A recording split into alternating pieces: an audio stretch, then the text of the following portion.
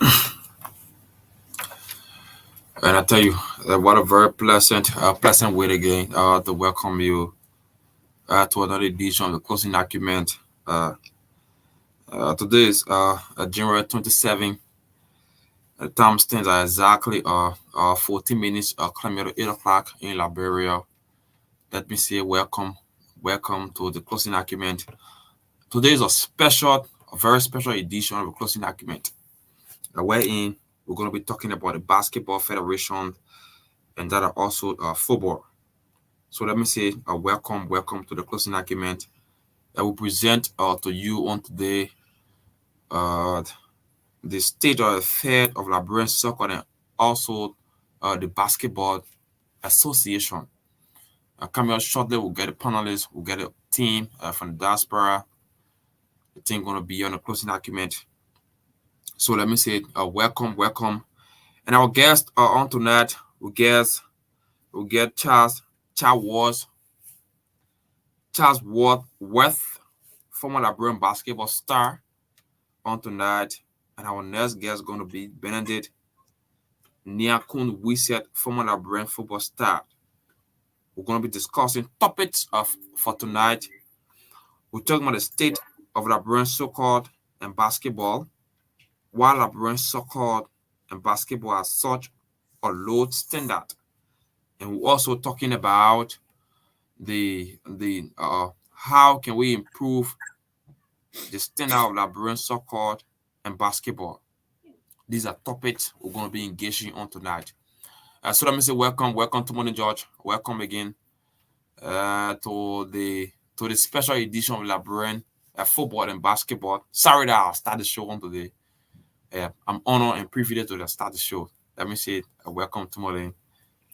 Yes, it's good to be back again, and it's always a pleasure to be back on the show. Good to be back, and today's a special show.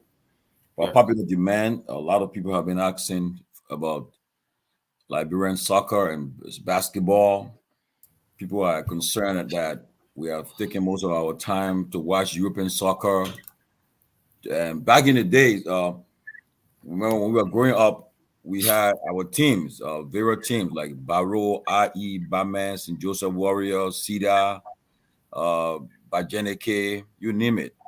They were all. But today when we talk about soccer in Liberia, when it, as you know, Manchester, and for me, I feel it's a shame that we're talking about other European sports when soccer and the soccer and basketball is a unifying sports. Sports as a whole is a uh, it's a unifying sport. It's very good. It brings people together. I remember back in the days of the war when during the war years when Liberia were divided. When Lone Star were playing, the country came together. People at that time they had Greater Liberia and the interim government control areas. But whenever Lone Star were playing, people would they would come break that barrier and come and cheer Lone Star to victory. So we had a lot of interesting time at the time. It was so good. But today, when you talk about sports, yes, somebody go on Facebook. Oh, I'm for Arsenal, I'm for Manchester, I'm for Juventus, I'm for Milan, all Well, kinds of stuff. let And me ask, yeah, what's your favorite team? I'm a Martin Barrow fan, a strong Barrow fan though. Barrow fan. We're talking about internationally No, now. I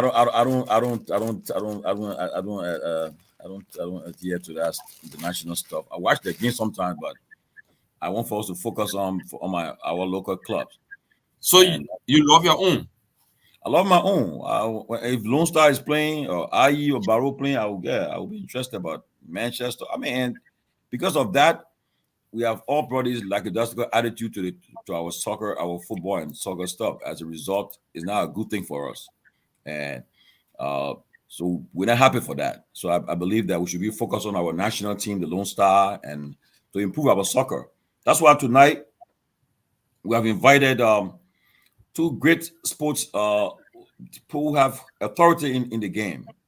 These guys play at the highest level. Just at the time when they were playing, at the time they were playing, uh, money was not in the game. But if these guys were playing, doing up to now, they would have been multimillionaires. In fact, the wizard dribbler, when they call wizard dribbler, that name, that the guy who, before George Weah, that's the guy. They call him Mama Musa, but it's Benedict Wisse. He played for Mighty Barrow, Invisible 11 IE, and Lone Star. In fact, their team in 1979, they won the Willem Arrow Turbo ECOWAS tournament in Monrovia. That was Six Nation tournament. We had all the big So clubs that were all from Africa. They were there, and these guys won that Willem Arrow Turbo Junior tournament. And that was a time Liberian football was. Look, I repeat, Henry, I tell you, I'm born, but I tell you the truth. When these guys were playing, you don't see nothing yet. These guys play for they play for love of country, love of country, not for money, and they play at the highest peak they play. But then most of them left to come to school, which they did. So, and yeah, go ahead. So another thing comes to my mind. Looking at both sides, where you find yourself, you were playing basketball, maybe maybe they're coming off during that time, or the football. Where do you I play both, but not to the level these guys play, man. I play my last football game I played was in for the third division team called Powerful Eagles on Dupo Road. It was 1989. Yeah, when I think we play in the third division league, but that was not my era. I realized I play basketball in school though, back in Firestone and so forth. But then, so when it comes to football, what role do you play? Maybe you like defender. I'm an advocate. I'm an enthusiast. I'm a strong supporter of the game. I love the game. Yes. Are you a midfielder? Maybe a striker, or maybe a defender? Man, I play defense during those days, man. Come on. Take the pressure up. Just pressing you while going back to your opponent's side. Yeah, but before we bring the guys on the studio, let me talk about them a little bit. Today we have as guests two great Liberian soccer and basketball enthusiasts. These guys play, as I said again, they play the game at the highest level. They are highly respected. They are people of their career people. Back in the day, they say, "Oh, football player were growing up people," but now these guys, they're highly educated people. They're highly educated. They went to school, and today we are proud of them. And in fact, one of the guys, Benedict Yankan Wisse, he's been trying his best to bring Liberian soccer back to light. He's been trying his best. We also asked them today about before we came to the States, they had this annual Mighty Barrow IE soccer tournament. That was another era that brought people together. And here during those days, right, when I came to the States 2000, my first Barrow IE game I went in Trenton. Look, people you have not seen from your childhood days, you met them at that game. That was a reunion. Liberian came together during those days. And that game, you can't see the grass. People, all those in America, come from all over the states. Okay, they came from all over the country, from the US, to come to that game. That game was the game everyone looked up to. When it comes to July 26th game, trust me, people you won't see that in America, you'll see them at that game. Because everybody comes from the various states to come for that game. Yes. But maybe Mr. Wisse will tell us today what happened to that game. So Tomalin, just before we take them, maybe we can do an intro for this. There's a special song, Labra Lone Star. Play the song. I was getting ready. Play the song. Get ready. Yes, we can do this as an intro for them. Yeah, go ahead. Yeah. So that.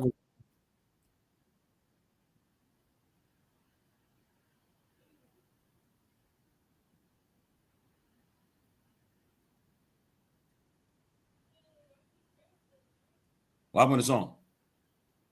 Didn't it? I'm hearing the song. Huh? We hearing the song? You're not hearing the song? No.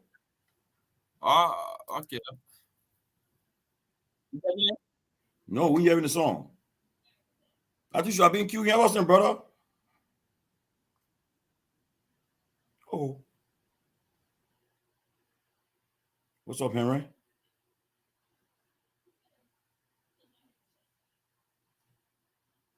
Yeah, Henry, man.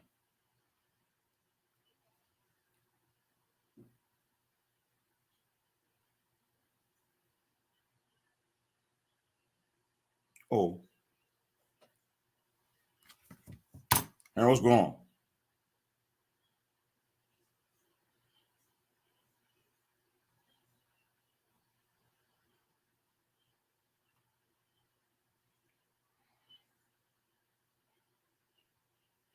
Okay, in the meantime, while we waiting for the song, let me talk about the guest tonight, Mr. Charles Wadsworth, a former Liberian basketball star. So Wadsworth is a leading authority on Liberian sports. He is a graduate of Cotton University and George Washington University. Also, Mr. Benedict Yankon Wise is a former Liberian footballer. He played for Bame, Barrow, IE, and the national football team. He's a graduate of Lincoln University in the U.S. So, while I don't hear what happened, but we're gonna start the show. We're gonna go on working against time. So we now bring on our guest for tonight, Mr. Benedict Yankon Wise. And Tomalin, just before you bring me on, I did not tell you my kind of sport I play. I would like to disclose No, it. my man. I want our music. I want to get that one right now. We Yeah. have time. Yeah. And Yeah. Mr. Charles Wadsworth. We're gonna bring the guys on right now. We're gonna start to get the show going. I thought we had that music cue, man. I thought I want to hear that music, but you didn't cue the music. But anyway, we start the show. I work you on it very short. I bring it on. Okay, but yeah, I bring it on. Trust me. On now. I bring it on very short. I bring it on. I can show you that. But then why waiting for? Let me start the show with the guys, the guests. They're on the show already.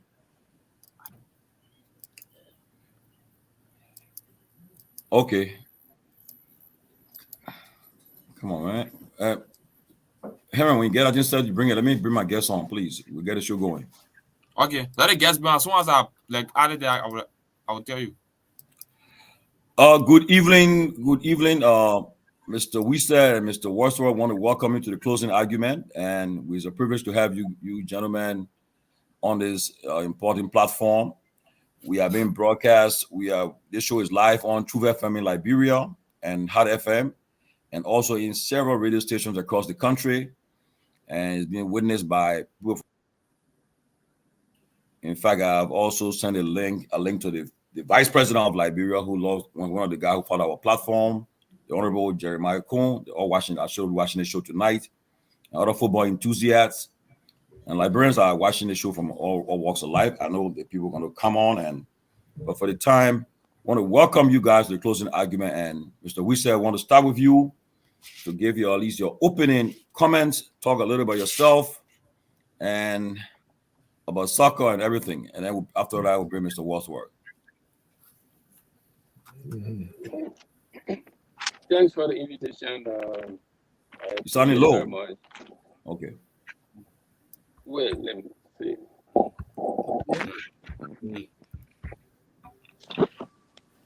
Hello?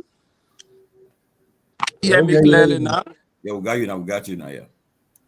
Okay. Thank you very much for the invitation. I appreciate it. To be here along with Charles Wadsworth to speak about Liberia sports in general.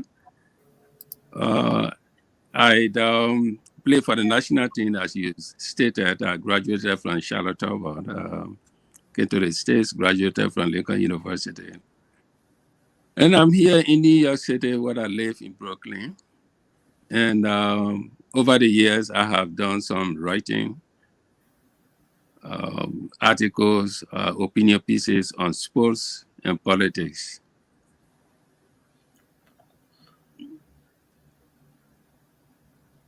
Mr. Wadsworth? Basically, Go ahead. Yeah, so that's all I can say about myself right now. And as we go on, perhaps questions will bring other answers or explanation. Thank you. That's the voice of Benedict Yankon Wise. For those who were around during his soccer days in Liberia, he used to call him Mama Musa, but he was the first Liberia wizard dribbler at the time. He played for Barrow, Baman, and IE. And you talk about Liberian soccer, you cannot forget his name. One of the greatest that played the game in our country. We call them legend, call them soccer.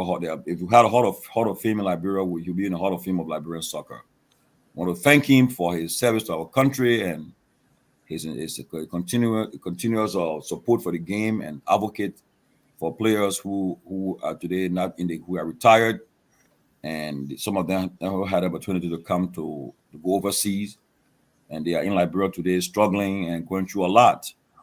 And I'm sure he will address those issues tonight. But let's bring on welcome Mr. Wadsworth. Mr. Charles Wadsworth, can you just give an opening? Thank you, Mr. George. Can you hear me? Yeah. Jala, Henry Jala, please move this stuff from. We want to see the guests, please.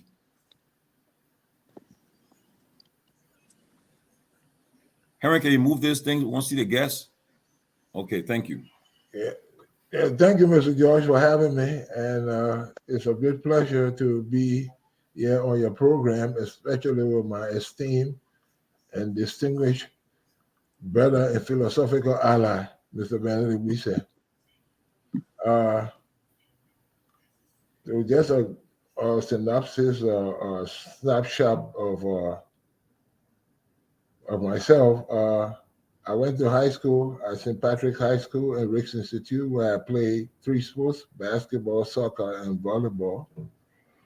I played for the Lone Star. I joined the Lone Star. I was the youngest player on the Lone Star at 15 years old. And I also played on IE and won several championships. Played at Cottington, of which I was captain when I graduated in 1979. I was also an official of the Liberian Basketball Federation, and I'm a sports enthusiast. I also love football very much, and I've seen a lot of football games from the time I was 8 years old, beginning with the Ghana Black Star in Liberia. So I'm very, very, very happy that you have Ben to invite me. And for me, Ben, we want to give recognition to those who have not been recognized, who have really give valuable services to our country through sports, but they have gained no recognition. So that's all. I have no other agenda, no hidden agenda. And I look forward to the program, Mr. George. Thank you. Thank you, Mr. Wadsworth. Again, I want to also thank you for coming on this platform, and thank you for your service to our country in the line of sports. Because how you guys not laid the foundation for our soccer and basketball game today, we will not be where we are today, even though we are at the lowest standard in our history. But to get it started, first of all, let me ask, Mr. Wise, many Liberians are concerned about the state of Liberian soccer today. They are concerned that we have some of the greatest people that play the game.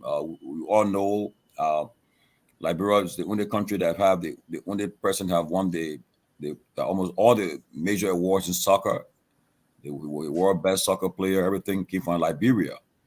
But yet and still, with all of that, people are saying that our Liberia today, anytime you hear about Liberian soccer, we call the name Josh Weah, because that's what people recognize. He put us on the map of soccer. He put us on the map, and today, Liberian, at least on top of soccer, people respect us because of what he did in 1990, in the early 90s. But today, where are we today with Liberian soccer? Where are we? Well, I will not pretend that I know everything about the problem or what we can do to improve conditions in the country regarding sports in general. But I think that there are certain things certain specific things that have to be done. And these things have to do with some infrastructure part of sports development. First thing, we don't have any youth programs. Okay, I think the way we should start from. Charles plays basketball, and in Monrovia, I don't know today, right now, besides the YMCA and the school yards, if there are other places people can just go and play. The yards in the school, the courts in the school yards are places where people have to seek permission before they go there and play. So first, you have to have the youth program in place, and then you look at the financial aspect of it. Are conditions convenient for players, for example, to get to practice, to eat, to improve their understanding of the game? So there are so many things. It's not so much about that you have to put money into the sports, because had it been the case, countries like Saudi Arabia or Dubai, United Arab Emirates will be, number one in the world. But so these are the things people have to look at. How do you recruit players, young players, that will grow up just knowing how to play basketball and football, develop their own instincts to add to what coaches will tell them. So I think we have a long way to go. Well, thank you.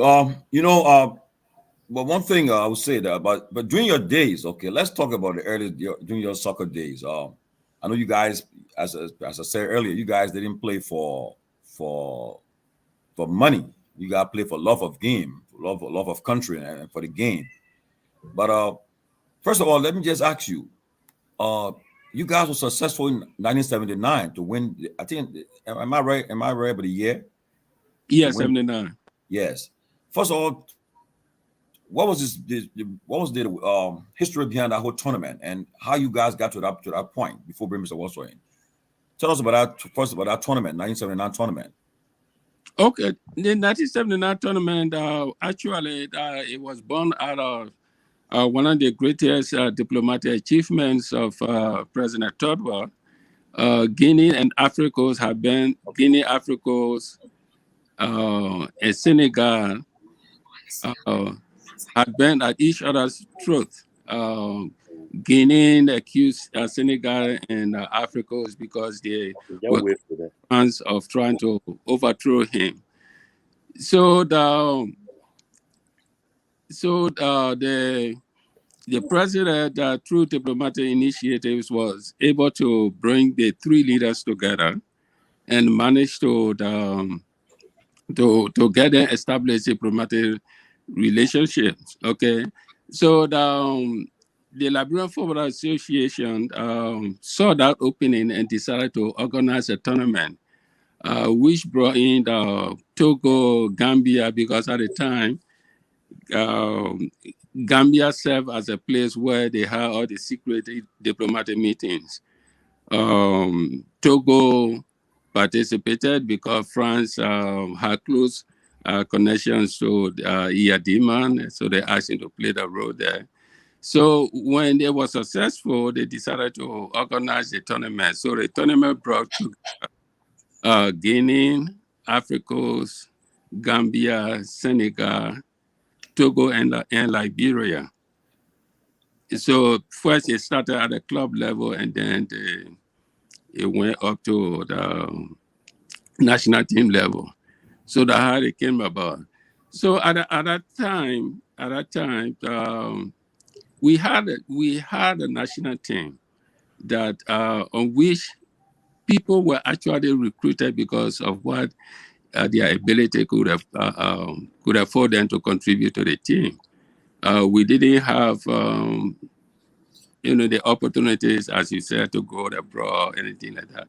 But it was something that when we play, personally, I will speak for myself and a few other people. When we played, it was just a matter of personal pride. When you played against other countries, you wanted to make sure that after the game, the players, after they went home, they would sit down and remember you. And we didn't have the fear that the other countries were better than us, because now you look at these days, before guys play each other, they already know about this player. This guy is playing he's playing in Europe, he's playing for this thing, he's playing for that thing. But we didn't have that. So it was just a matter of personal pride, combination of personal pride and also the love for the game. Playing on the national team to us, to me, it was an opportunity, not an opportunity, it was a right that you have to earn. So I think that's why we were able to be successful. Thank you. Quickly before I leave you. So that particular tournament, how you guys got to the final, and can you name the starting players for that tournament for the Lone Star starting players, and also who are the coach? Oh, okay. I remember I came off the bench. We had Philippi. Philippi became a starting goalkeeper after the Sekou Gomez, who was on camp with us on the national team, who was the number one goalkeeper, was sent home because of some disciplinary problem. So Philippi started in the goal. There was Foke Nepe, there was Solomon Seple, Sakba, Nyansio, there was Anthony Nambwe, the late Anthony Nambwe. There was Santos Maria, Pobra, Waka Heron, Anthony Gray. I don't know if I named Pobra. Yeah. So basically, those were the players who formed the nucleus of the football team. So we play Guinea, we play Senegal, and then we play Gambia in the finals, and we won 1-0. We didn't lose a game. We tied with Senegal. We beat Guinea in the first game, which was one of the days that those who went to the game can recall. There was a belief that the Guinean residents in Liberia decided not to, because they were known for the wrong reason, that they were only taxi drivers, bus drivers, and they decided not to do any of that particular day. They went on the football field, but the field was packed. I remember that beyond capacity. There were other people who were affected by the heat. So we went on and we won the tournament, and we were invited to Bento, to the president's residence, and we were honored. And Solomon Sipley, who was the captain of the team, was honored and inducted into the Yumi Order African Redemption, which is the highest honor that the country can afford a citizen. Thank you. Let me welcome my co-panelist, Lofa Julius, all the way from North Carolina. He's here with us, and also the former national track and field coach, Kevin Soko, in Wisconsin. There, I want to welcome you guys to this this special edition of On the State of Liberian Soccer, Basketball, and Liberian Sports as a whole. Mr. Watswell, let's hear from you, Liberian basketball side. I mean, I know. Up to date, I don't think Liberia ever won. I think the closest Liberia won a game abroad was I remember the game in Nigeria when Robert Morale Walker, he's in Rhode Island now. He scored that winning basket, and at the next day the headline carry Robert Morale Walker scared the Nigerian. And today, while living in Rhode Island, and I'm talking about sport, Morale just talked about that game. You got all right to talk about that. I will talk about that game. Say, look, yo, shut up, man. I give Liberia international victory. But tell us about basketball. But before I go on, you're talking about that game. It was not only one game Liberia won. Liberia beat Nigeria in Liberia and in Lagos. Oh, okay. And that was a big feat. And look what happened today. Nigeria beat the United States. You see how far we're going. But before I go on, let me put this in historical context. Basketball was played by mostly students. And basketball started in Liberia, was introduced by the Americans in the early 50s. And the high school Basketball Association was founded in 1963. The Inter High School Sports Association was founded in 1963. The Liberia Basketball Federation was founded in 1964, and the first president was the famous architect Winston Richards. He was the first president. Some of the founding and the first Secretary General was Mr. Stephen Mattis. Some of the founding members, and I know the only founding members who is alive today is Cher Tubman. Wow. Some of the founding members were Oliver Bright. There was one lady, Mae Thompson, Chancellor Cooper, F.C. Loco, Frank Pollock, who was also a Peace Corps volunteer and a coach, and Mr. David Newell Howard from the YMCA. So given that, I just wanted to bring that in so you see how basketball started. And one of the major institutions that really promoted basketball was the YMCA under Mr. Howard. Mr. Howard was the executive director. He came to Liberia in 1949. And the YMCA was like a melting pot. So before, there's a lot of stuff to talk about in that. Let me just continue the history. And also in the 60s, we had a relationship with the U.S. Cultural Foundation that helped to even bring coaches to Liberia. In fact, it was not only coaches, and through the U.S. Cultural Foundation, we established a relationship too with the NBA. And in the 60s, we have Bill Russell, Casey Jones, Bill Russell, Casey Jones from Boston Celtics, Tom Sherry from Golden State Warriors, Saego Green from Baltimore Bullets, David Thompson from Denver Nuggets, Quinn Buckner also from the Boston Celtics. All these guys came to Liberia to conduct basketball clinics. So, and we participated in the national games. I remember we played in the All African preliminary elimination game, of which I played for the first time. I was 16 years old, and we came runner-up to Ivory Coast, and Ivory Coast became our greatest rival. They found it very difficult to beat us. I remember in 1977 when we were supposed to go to the West African Championship, and the government said they didn't have any money for us to go. So the priority were on football. So Ivory Coast won the championship, and they came to Liberia to play us, and we beat them, and we went to Ivory Coast in 1978 and even defeated them there in Ivory Coast. You know, so this is just to show you the progression. And then coming on to the Nigeria game. Before the Nigeria game, the national team also went to Egypt to play in the Olympic qualifier. And we defeated Guinea, and we lost to Egypt, who later on became who won the tournament to become the African champion. As a matter of fact, we lost to Egypt with the fewest points, 7 points. We're the only team that came close to defeating Egypt in that tournament. So you see, there have been a lot the progression, but the problem has been right now we don't have organized high school sports association. It is not only for football.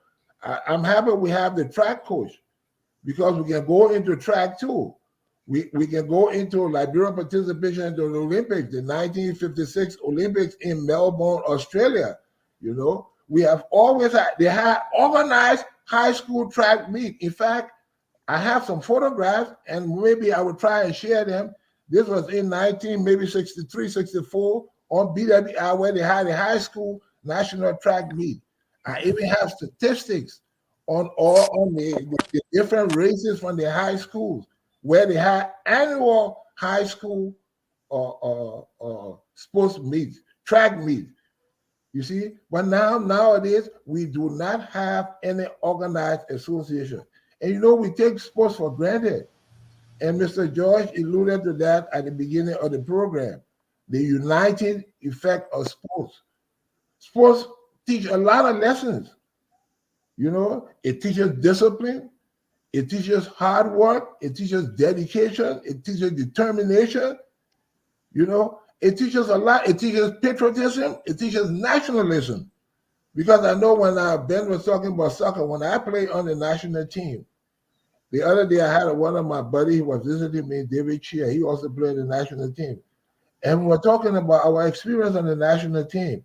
When you're playing on the national team, they're playing the national anthem, your heart almost wants to jump off your chest. I remember we had a situation. Let me just share this with you. We had a situation. We were playing Ghana. This was in 1977. And most of the guys on the team, after being the youngest player on the team, I have become a veteran player on the team. And most of the new guys on the team had not seen the progression of Ghana in 5 years. And we had never seen them play after I saw them play, after we played against them in 72. But those guys had improved so much. Most of the guys who were playing were in the military, the Air Force, the Navy, and the Army. And these guys, at first half, they were leading us by 5 points. And Ben, that was my first time seeing this, because all the time I played sports, even playing for IE and all of my high school team, I had never seen my teammate cry during the halftime and were down the game. During the halftime, they were crying. Wow. And we were so concerned because, we had a saying, because Ghana Black Star always beat Liberia. And we said, if we can't beat them, they will not beat the basketball team. And we were down by 5 points. So we huddled together in the second half, and we said, guys, we have to show these guys that we are the Lone Star. And we went back the second half and beat them with almost 25 points. Wow. Yeah. And this is showing that's a nationalism. We're not playing for money. I can tell you guys, there was a situation where, let me say this before I forget. In 1972, we went to Ghana. The basketball team, men basketball team, women basketball team, and volleyball team, and the football team. And at that tournament, they had Sierra Leone, Ivory Coast, and Ghana. Man, I'm telling you, the way we display, nobody could believe that the government of Liberia did not give us a penny, because there was some disagreement between the sports official, Ian Smart, and Stephen Tauber. And we did not get any per dime. We went for 10 days. They did not give us 1 penny. And nobody, the other athletes did not know that these people didn't give us any money. And at the end of the tournament, they were having a reception, because we all live on the Ivorian national team, the Ghanaian national team, and the Sierra Leone national team. We all live in the University of Ghana at Mesa Saba Hall. And at the end of the tournament, they were having a reception at Black Star Hotel in Accra. So, unfortunately for 3 of us, our buses left us. And the last bus that was leaving for the program was the Ivorian national soccer team. And these guys, the captain was Laurent Pokou, the late Laurent Pokou, who wanted the stadium in Africa is now named after. So we got on we asked Laurent Pokou about my cousin, late Andy Ure, Diman P, and myself. We got on the bus. When we got on the bus, there was a jump seat sitting in the front behind the captain, Laurent Pokou, vacant seat. So I occupied that seat. And the other 2 guys went in the back. So the guys in the front, including Laurent Pokou, the first question they asked me, how much money did your government give you? And I told them in French, rien. That means nothing. They could not believe, they thought I was lying. So they asked those guys in the back in French to ask those guys, the other 2 guys, how much the government gave them. And we said nothing. You know what the guys did? No. Lawrence Pokou took his wallet from his pocket, took money from his pocket, and made everybody on the team in the bus add money to that to give to the 3 of us. Wow. That was, and today I will always remember that lesson. That was African solidarity. Wow. So you see the kind of sport lesson that it taught. Wow. So we have to organize. We have to do better for our children. We have to keep those kids off the streets. And sports, look at us today. I'm an educator on the verge of retiring. I've taught middle school, high school, alternative school. I've been a school administrator here in the United States. Been living here for the past 40 years. But we are still involved in trying to build infrastructure for the kids. I'm a senior advisor to the Great Ball Players Association. I'm also a member of friends and supporter of the Liberian basketball. Great ball players, we built a $17,000 court in New Croton. We donated a $8,000 scoreboard to the we donated a $8,000 scoreboard to the SKD stadium, the basketball stadium. And presently, we are building a $21,000 basketball court in Gardnersville for the kids. We have to build infrastructure. Government, what's the government? Who is the government? The government is the people. But one way we can continue to develop is to strengthen. I heard Mr. George talking about the National Soccer League. We always had a strong soccer league. Our problem has been organization. Liberia has always had talents. Always. I tell you guys, for soccer, let me digress. It was in 1963 or 64, a Brazilian team called Bonsusuco went to Liberia to play. Liberia. But before coming to Liberia, they had beaten, because this team, they were in the National League with Santos Pele's team. I think they were second or third place. They beat Bolivia, Paraguay, and some other countries. They beat national teams in South America. And then came to Africa.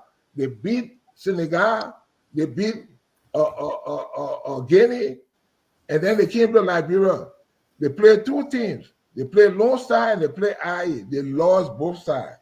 But before that, there was another Brazilian team that came to Liberia and they lost. Wow. So when people talk about that, we always had the talents.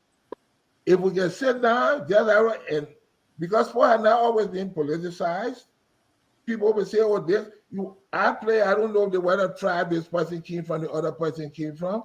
When I was coming to school, to graduate school at George Washington University, I was at the airport, and one of my teammates, the late Henry Kessley, I never looked at him as being from Lofa County.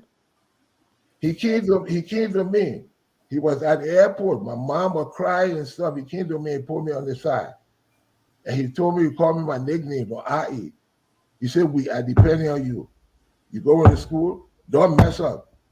I told him I will not mess up. And I came and I kicked butt.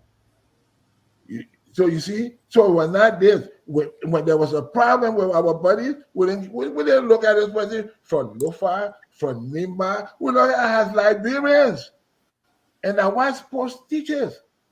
And if we can put all this petty stuff aside and give stuff to and find coaches, because we have to have coaches. Because if we don't teach the kids the fundamentals, Tomalin said, people talking about Barcelona and stuff, we have organized football league. Just recently, we had somebody who contributed his life to Liberian sports, to Barrows and the Lone Star, Boba Gay, people. So he's deceased. I don't see anything on the sports media, on the social media, anything on the national newspaper or Boba Gay. This is a guy who was captain of the Lone Star for many years. And all these guys came from high schools. You for Firestone told me, when they said the high school, St. Patrick's and BWI were playing in the 60s, St. Patrick and CWA were playing. Those were all the guys who were playing in high school were playing on the national team. So they were feeders. We had an organized league. So we always had people. I went to Nigeria when Nigeria was rather independent. They were invited to play in the inaugural stuff for Nigeria independence. I beat Roma and beat all the top teams there in Nigeria. The Liberian team. Look at Africa champion Anglebat in Liberia. I remember Anthony Grant, I was at St. Patrick's together. We wrote, and it was just an emergency game. We took a cab and went to the stadium together, and he got dressed under the stadium quickly to play in a game against the African champions. This was a game that was ball off. And guess what? IE drew with them 1-1. Goal scored by Santos Maria. Look how far we have gone. Black Star, who were Africa champion, who beat all the other teams with many goals. And people take this lightly. I have an article by Flamingo Magazine, Ben. I need to publish that article nationally so everybody can see where Liberia came from. Because nobody gave Liberia a chance and stuff. That's where the Flamingo Magazine said Liberia has arrived. David Momo, the goalkeeper, the Ghana newspaper, one of the best goalkeepers to ever go to Ghana. So we have always had talent. We need to do something about our talent. We talk about track, Kosoko. There was in the county meet. I remember in the late 60s, early 70s, there was a young girl from Grand Julius County called Ruth G. Ask anybody but Ruth G. She was little. She was a young girl. That girl, she beat all the big girls. 100 meter, 200 meter, everything she kicked all of them. And we just let that stuff just go like that. We do not appreciate our own people. I have, let me say this last bit. There's a friend of mine who was a schoolmate of mine. She was an athlete too at Ricks Institute. She has a son called Jenje Addy. Jenje was a track star here in the States. JJ went and represented Liberia at the All Africa Games.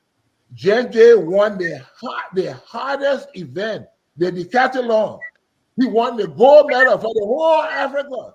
Nobody had ever won any award before. He won the gold medal for the whole Africa. Yet still, they never recognized him. The government never recognized him. Other places, people named street after those people. Even I said to some of my buddies who were in the legislature, I told them, I said, you guys are sorry.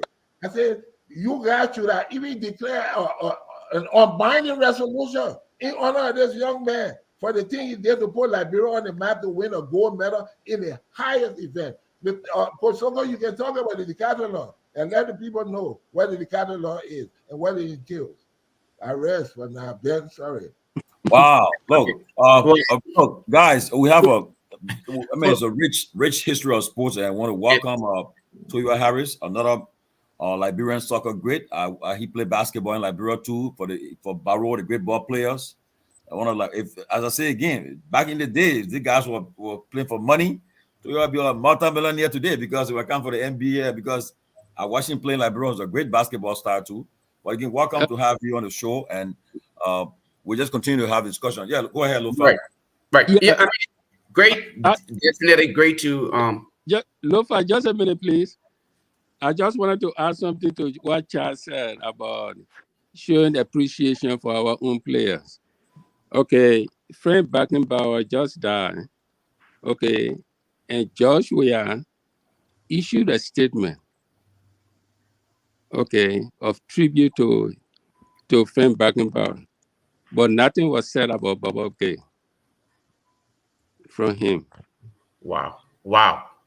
Okay, and Bobo Gay, we're not talking about Benedict. We said we're talking about one of the greatest Liberian footballer who served as captain of the national team for almost a decade. And his name Deputy Minister for Youth and Sports. Yeah. You know what? He was my coach at St. Patrick's High School also. Wow. Again, Tomalin. Yeah. Let me just great history. I will give the panelists the opportunity. Coach Soko and Mr. Harris. I would like to hear from them because hopefully these are things that we have a lot of young people following.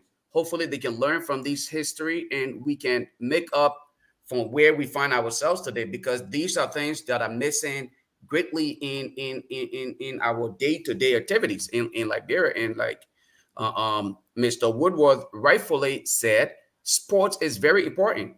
Even in the great United States, it is incorporated in the day-to-day activities for students. So I just want to sit back and hopefully use this as an opportunity for me to learn and say thanks to all of you for your immense contribution to Liberia. And hopefully some of us can pick up from where you left off or where you continuously adding and make Liberia a much more better place. So I just want to say thanks to all of you guys for your level of patriotism, your support for Mama Liberia, and continue to do what you have done.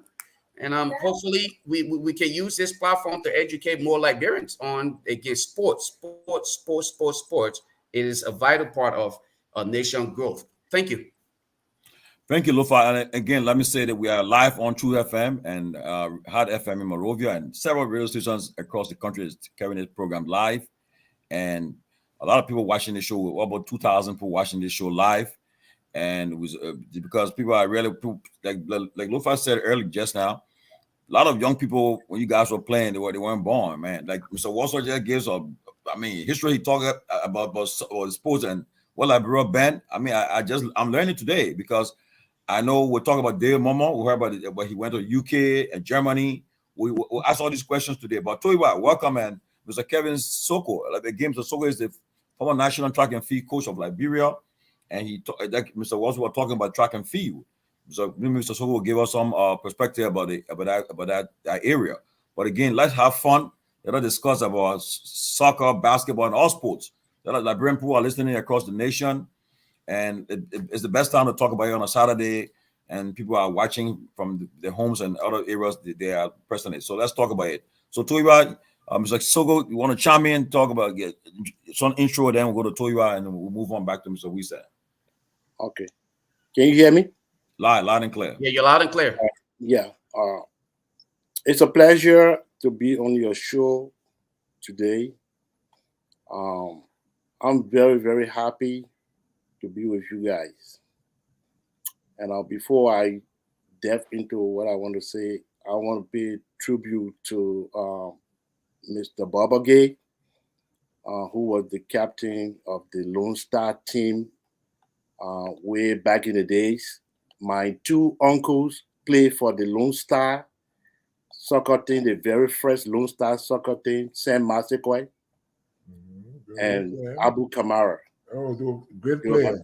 They were my two uncles. And then my oldest brother, who is in Raw Island now, Dukely Soko, used to play for Firestone. And he brought me into track. And then my older sister, Sunshine, Vera Soko Jones, the late, she used to run track with the boys at Bolahon Mission in Lofa County. So I started track many years ago when I was a kid in Firestone.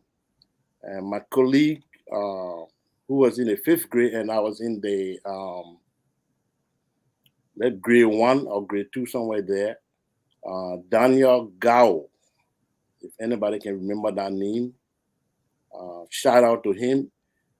I want to get a shout out to all of my athletes that I coach from the 1980s to the 1990s, and the ones that are associated with. There are many of them around the world today as I speak to you. Some of them are serving in the Liberian society. I'm very proud of them. I can name them over and over and again. I'm proud of Dr. Jala Babu, who is the Dean of the University of Liberia. I coach him. I'm proud of George Calando, who is in Monrovia, doing well in the society. Christopher Sayer, Augustus Moulton, Jefferson Hodge, Magna Harris, etc., etc. And in the 1970s, early, as a child, I was opportune to have gone to the Firestone football field, the stadium called the Field House. And I saw this big photo on the wall upstairs. And who was that? It was Jesse Owens of the United States when he ran in the 1936 Olympic Games in Germany. I was very impressed.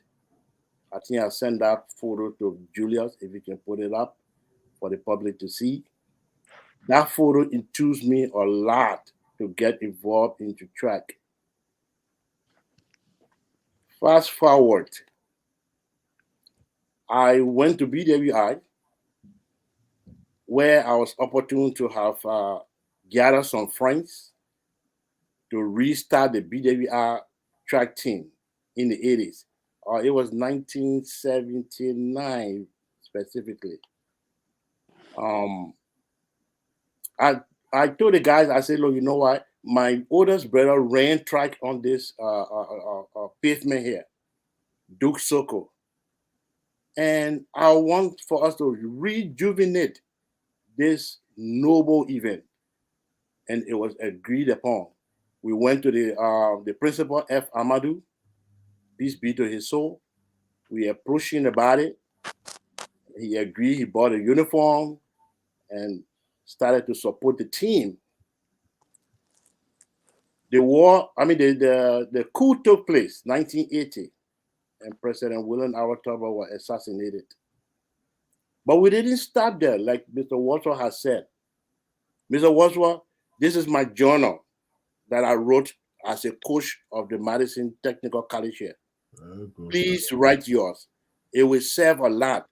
I sent a copy to Liberia to be placed in the library of Ministry of Youth and Sports. My brother, you ask anybody now, they will tell you, say, I don't know where it's at. Thank you, my brother. I have mine. Thank you. We're working on a book. On all sports. Write that book, Mr. Wadsworth. Write that book. We're working on it because when I retire, I will have more time on my hands. If you need my support, yeah, I can help you. All right, thank you. And I got everything. If you need information on track in general, photographs and stuff, I will help you. I'm not of photographs, but I can be able to Google and get you some of the photographs that you okay, I'm talking about photographs from the 60th track beat, the high school track beat in BWI. I think I got some photographs and stuff. Okay, thank you very much. Then you can just send send them to me. Okay, like I said, I've done extensive research in the Library of Congress and the National Archives because I live in Virginia, so I had close. But since the COVID and stuff, but when I retire, I have Ben, Mr. Wisa can tell you. But there's one thing we talk about all the men's sports, but one thing we have to talk about the women involvement. Women, because research shows that girls. You go into what I want to say. Okay, because girls. You go into what I want to say because 1984, that was when we sent the first female track athlete to the Los Angeles Olympics. Mm-hmm. When Liberia thought that track and field was only male-dominated sport, and I broke that barrier. I watched. I was in graduate school. Right now, as I speak to you, she's a neurosurgeon, PhD neurosurgeon in the United States. Yeah, I don't think it. In fact, I watched her. Can do. I was supposed to go on the delegation because I came on the flight with Mr. Blair. I was coming to graduate school. And okay, Mr. Let me pick it from it. Thank you very much, sir. But the women, so 1980, when the coup took place, we decided to continue track. Not to step aside because sports unify people, and the country was divided. It was just in disarray. Soldiers were shooting all over the place, and the country was in complete chaos. We decided not to back off. We organized our team. We sent a message to Monrovia, to the Ministry of Youth and Sports, that we are organized. We want to come for the high school championship. Tubman High is waiting for us. BW Harry waiting for us. Ware Heston, etc., etc. We went to the championship. In the halftime of the championship, we decided to go for a break. We went to Gardnersville for lunch. Only to our surprise, somebody came running, speeding up in a taxi and said that they arrested your coach, Mr. Nana Opupuwari. I don't know whether he gone back to Ghana. He was from Ghana. They said they arrested your coach. I said, who arrested him? They said, oh, but we saw him, and they carried him to Thomas Samuel West. Wesson. Thomas Wesson. Yeah, at the time. So I said, but then we have to go there, gentlemen. Let's start eating and let's go get our coach. We went to the barracks. They say he in jail. I would say, why he in jail? They say he made a remark that was not called for at the stadium. So we said, what were the remarks that he made? They said, oh, the water that they carry for the athletes, and the coach said the spectator drinking the water and the athletes not drinking the water. I said, is that anything uncalled for that he said that you all will have to put him in jail? They said, oh, y'all go to your campus, we'll release him tomorrow. We sat right there in the barrack and we said, we're not leaving until they put our coach outside. And Tottenham had John us, BWR, John us, and they released our coach. We went on campus. The old man started crying. He said, Kevin, I love BWR. I love Liberia. But let me tell you up front, I will never coach this school again. I came from Ghana. Nobody jailed me there. I come to Liberia. I'm teaching here. And I decided to coach for you people without pay, just like what Mr. Wadsworth said. And you all put me in jail. Every one of us broke down in tears. We started crying and we begged him to come back to coach. He said he was not going to do it. So we wrote a letter and sent to the Minister of Youth and Sport for the Minister Fred Blade then, peace be to his soul, to apologize to our coach so he can continue coaching. They refused. They refused. They never wrote that apology. What we did next, I sent for the national coach at the time, Mr. Gene Davis. I told him, I said, if you don't come on campus here at BWI will not participate in any track program again. That's how Mr. Davis, our coach David, went to BWI. He apologized to the coach. The coach said he would not take the apology until it comes from the minister himself. And the minister never apologized. Going forward, I called a team meeting and I told them, I said, you know why? We are up to the task and the national championship is coming. We got to go to Monrovia and win the championship. I will take responsibility to coach the team. That's how I started coaching. I coached the team in 1980. We went to the championships. We won the championship. 1981, the National Youth and Sports decided to combine all the schools, including the University of Liberia and Corridon at the time. We told them, but we're high school. We want to compete against high school. They said, no, you got to compete against the University of Liberia. You got to compete against Corridon. Corridon did not come, but University of Liberia came full-fledged. They came with all the arsenals, packed with tough athletes. What we did, we stood up as Tigers at that stadium. At that time, we had Nimle Twagbe, Esther Howard, Betty Wood, Betty Clinton, Kona Smallwood. We had all those tough guys, Amy Barry, Jefferson Hush, Magna Harris, Augustus Morton, and we beat LU at that time. So Mr. Davis, Coach Davis invited me in 1983 to come to the Ministry of Youth and Sports, and he told me to serve as the junior coach for the track team. He said, but picking no pay. I said, what you mean? Then how will come to work? He said, I ate there. At that time, Brandon Samuka was working at the Ministry of Youth and Sports as a cadet with the Minister Fred Blade. He said, Pikin, I said, no pay. You got to find a way to come to work. I said, okay. I used to walk to work. What I used to do in the morning, I would walk to work because I had one-way pay. to take me back home. Then I walk from the Ministry of Youth and Sport. At the time, we were on the Boulevard. I walk from the Boulevard all the way down to Freeport. Then I get in car and go home. For a couple of years, 1984, I was in charge to recruit the national team for the 84 Olympic in Los Angeles. That was a daunting task for me because what I was told to do, they told me to go all over the country to get athletes. You're not paying me. How you tell me to go to the county to go get the athletes? Wait, Mr. Soko, please, because of time, can you just, to get narrow everything down. Okay, I thought you wanted for me to tell them Mr. Washmore. Yeah, that's okay. All right. So, okay, let me narrow. Yeah. Let me narrow from here. Thank you. I recruited the 84 team. That's when I had the first female group on the team. That was Grace Ann Dinkins. That was Bua Wissing. That was Esther Howard.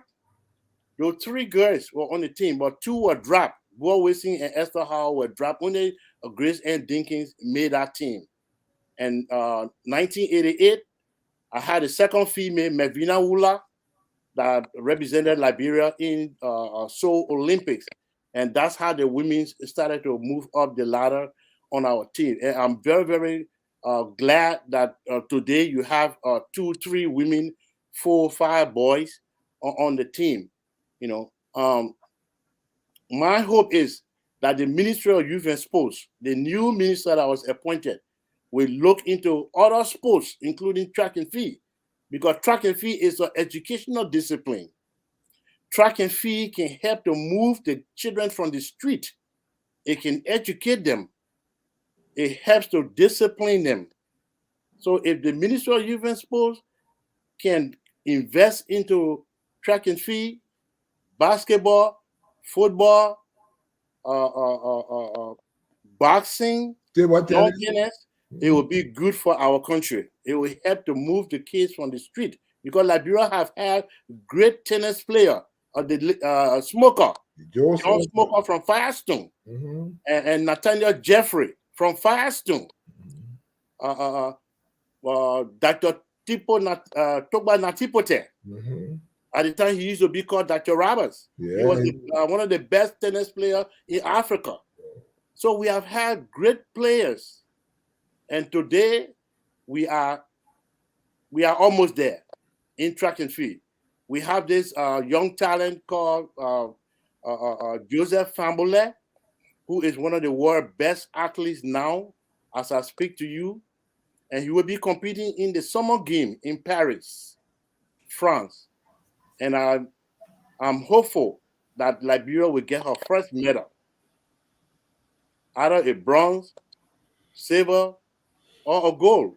Any mistake, because we don't have the great Usain Bolt again. So the field is wide open. Fambule can make the difference for Liberia. I pause. Thank you. Let me bring in Toyiwa Harris.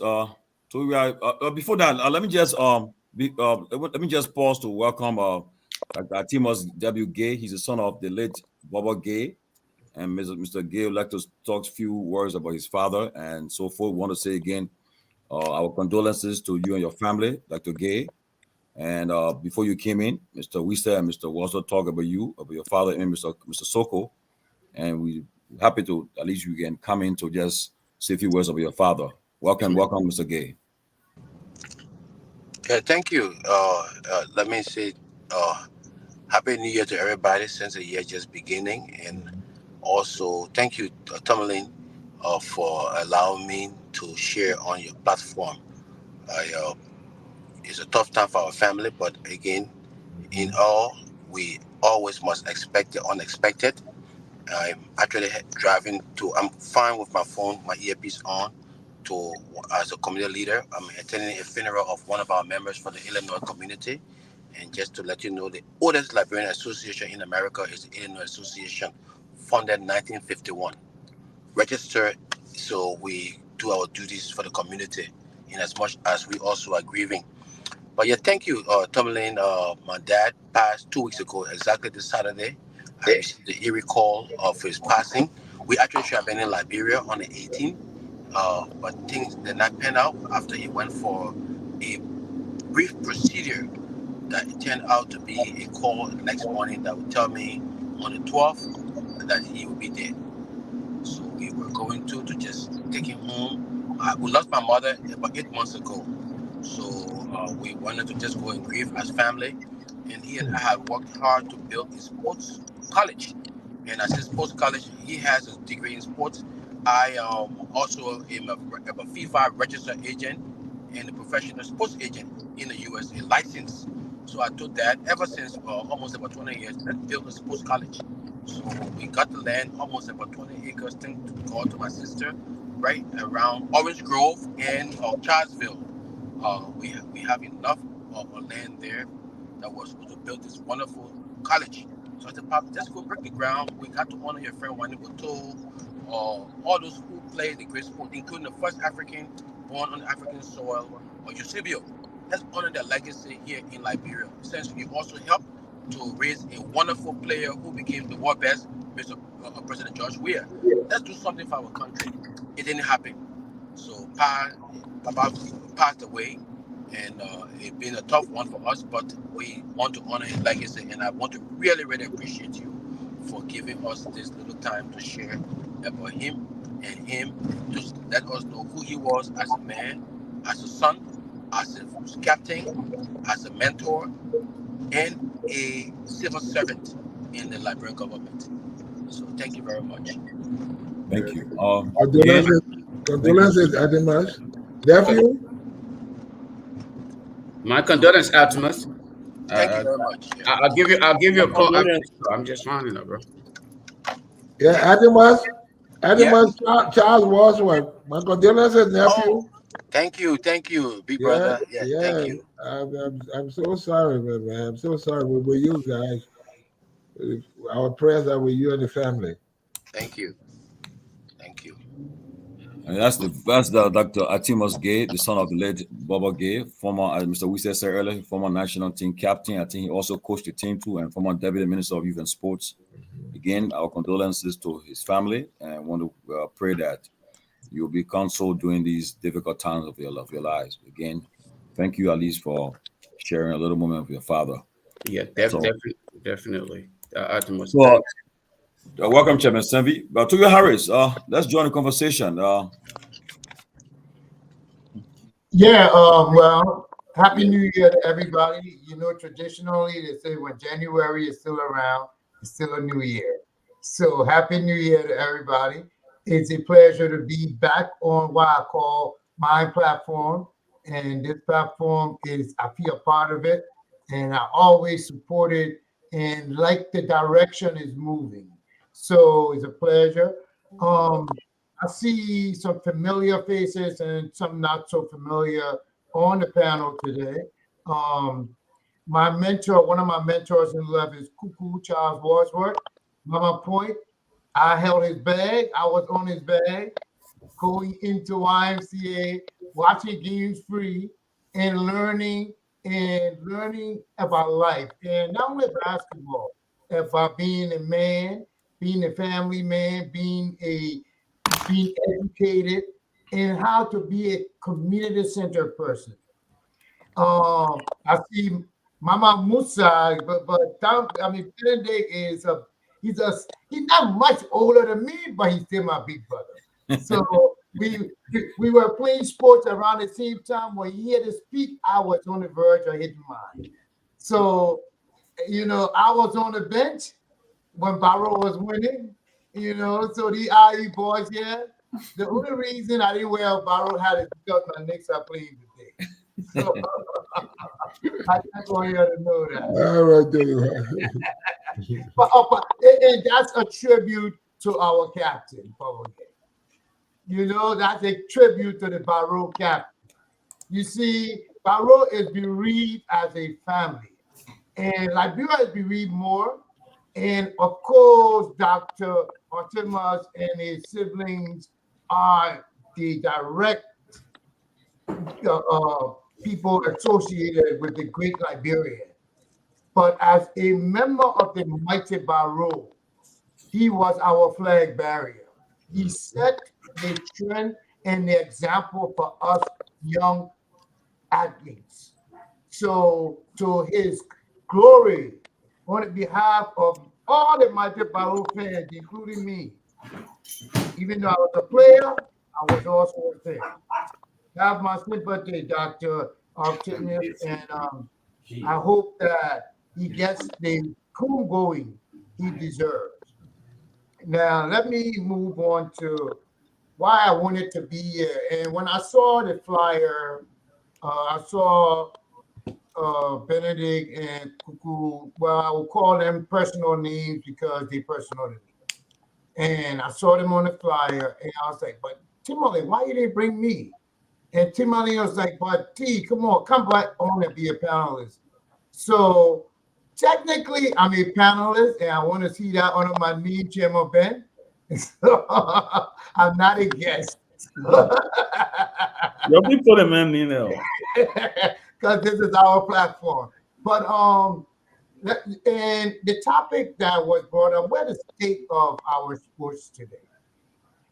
Growing up in Liberia, I grew up in the mid 70s. That's when I was able to leave the house. So when you're able to leave the house, then you're growing up now. You know, when you can go to the store for yourself. Yeah. So at the time I started going to the store. And that's when Cuckoo, Benedict them were playing Roundtown Soccer. Now, Roundtown Soccer, it was organized by the community. We had sports administrators. We had a system, not sanctioned by the government or any organization outside the community organization. So we built our grassroots football. That fed our national leagues and the national team and the big teams. The model has moved away from from Rantown League, as we used to call it. It's not more organized because now they got them Division 3, the U13, U14. But what the reason I'm trying to put those together, we took the community out of our football development and we wanted to make it administrative. And it died because the community uh, uh, didn't have skin in the game. Let me tell you something. When I'm and do ready to play or what team, they will go around the neighborhood and collect money. The neighborhood will support that team, send the team on camp. The neighborhood will be in junior offense to cheer in the victory. The neighborhood had skin in the game. Exactly.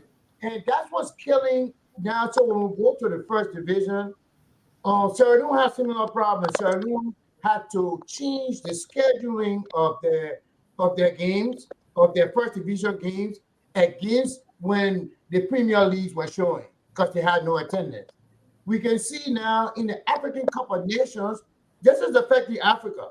In the African Cup of Nations, the attendance is very low.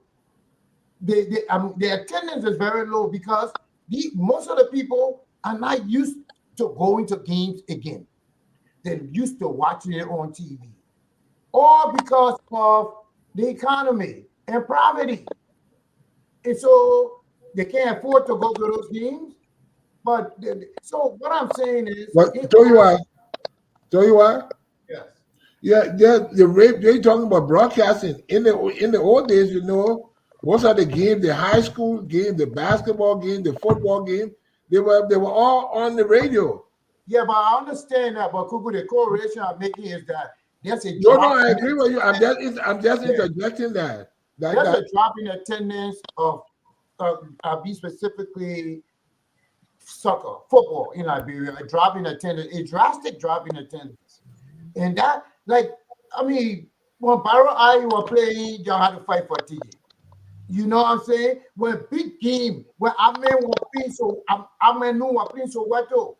You don't have pieces, you can't even get a standing room. People don't go to the games no more. And because we community involvement out. I proposed something a long time ago to the LBA to use the communities to fuel our first division.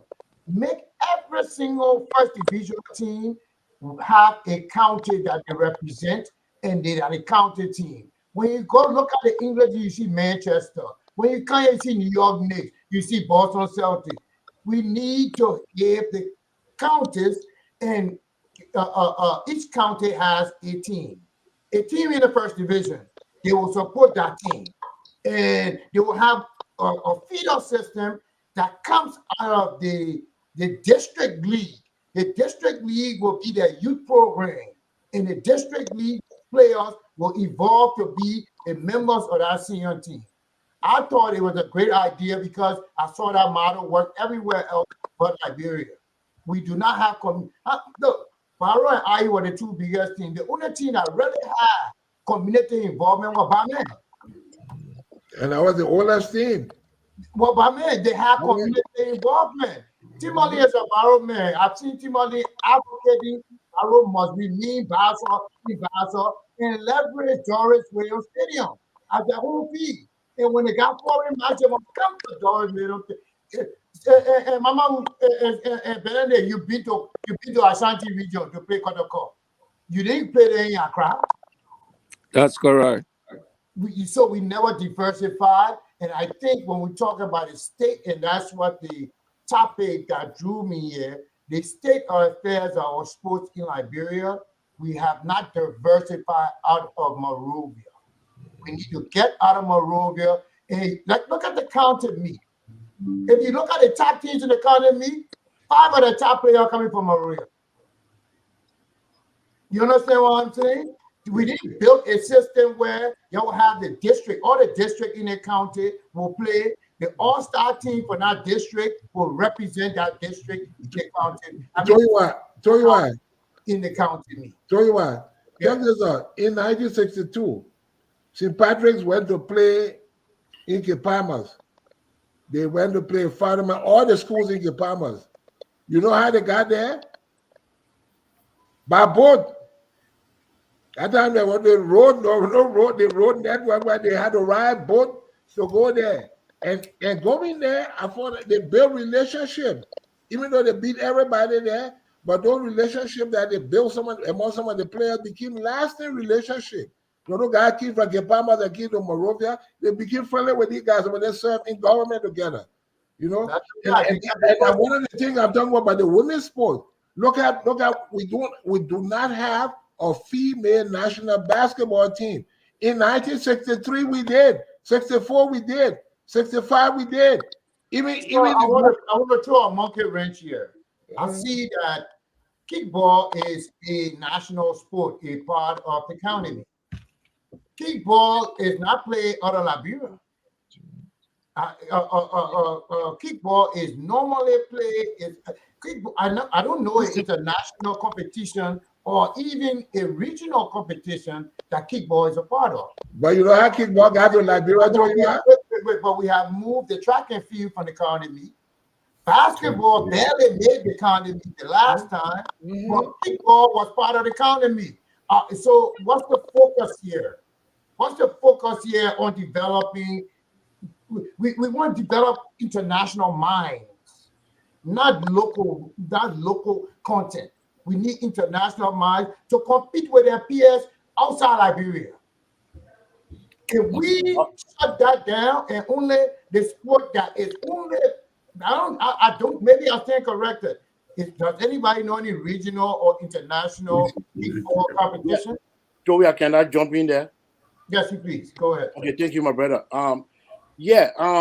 With respect to track and field, we borrow from the model of the Dubai USA. Benedict, you can back me for that when you guys came to Liberia as the Dubai USA soccer team.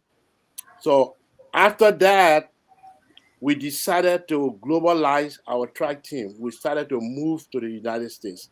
But before then, we were trying to prioritize what can be done for the national team.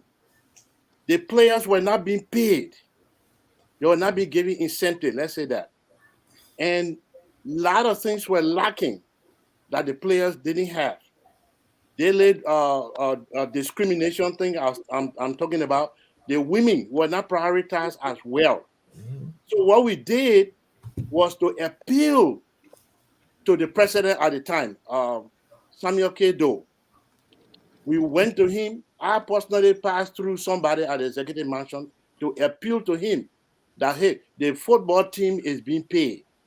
I can remember when he gave the $10,000 to each of the national team players, and some of them built their houses and stuff. But then the track team, they never had any incentive. So through him, his intervention, our track team was on payroll. I went to Dr. Francis Blopre at the time. He was the chairperson of the Liberia Track and Field Federation. I appealed to him. I said, hey, these track players, they don't have medical insurance. When they're sick or when they get injured, there's no medical care for them. So Dr. Blopre was very, very generous indeed to put all the track players on a little bit of incentive to come and get treatment or medical insurance at his clinic. Fast forward, we try to decentralize track and field in Liberia. That has been one of our monumental tasks since then. And then to bring track and field to the United States as well. We started that program in 1984 when the Olympic team returned. Right after that, Grace Dinking and Oliver Daniels, they had the opportunity to come here to the United States to attend college. And that's how Grace Dinking earned her PhD, and Oliver Daniels earned his college degree. I remember when Oliver popped his hamstring right before that Olympics. Mr. Soko. Yes, sir. I have a question. Oliver? Yeah, go ahead. I wanted for you to talk about the decathlon. This is a guy who won the gold medal in the All Africa Games. I want for you to tell the people what the decathlon entails. Yeah, the decathlon. Yeah, and to see this guy won gold medal for the whole Africa. The decathlon. Yeah, I follow him on screen. It's a 10 event. You have to do 10 event, and it's called the Herculean sport in track and field. It runs couple of days before it ends, and you have accumulated points before you can be declared the winner. And Janje was able to do that for Liberia. So no recognition, none. His mom told me they didn't even give him 1 penny. 1 penny they didn't give him. They didn't even give me a recognition to say penny. They didn't give me anything. This is what we do with our own people. And we're talking about women's sports. Look, imagine, why is it that in the 60s we have women's sports, organized national team, play in international tournament. Remember 65, the girls play at Convent, they play Ivory Coast, they play Guinea. I have pictures of all the stuff.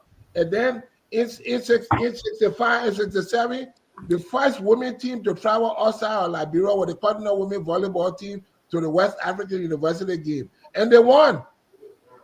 No mention. So what happened to the women's sports? We don't even have a male national basketball team.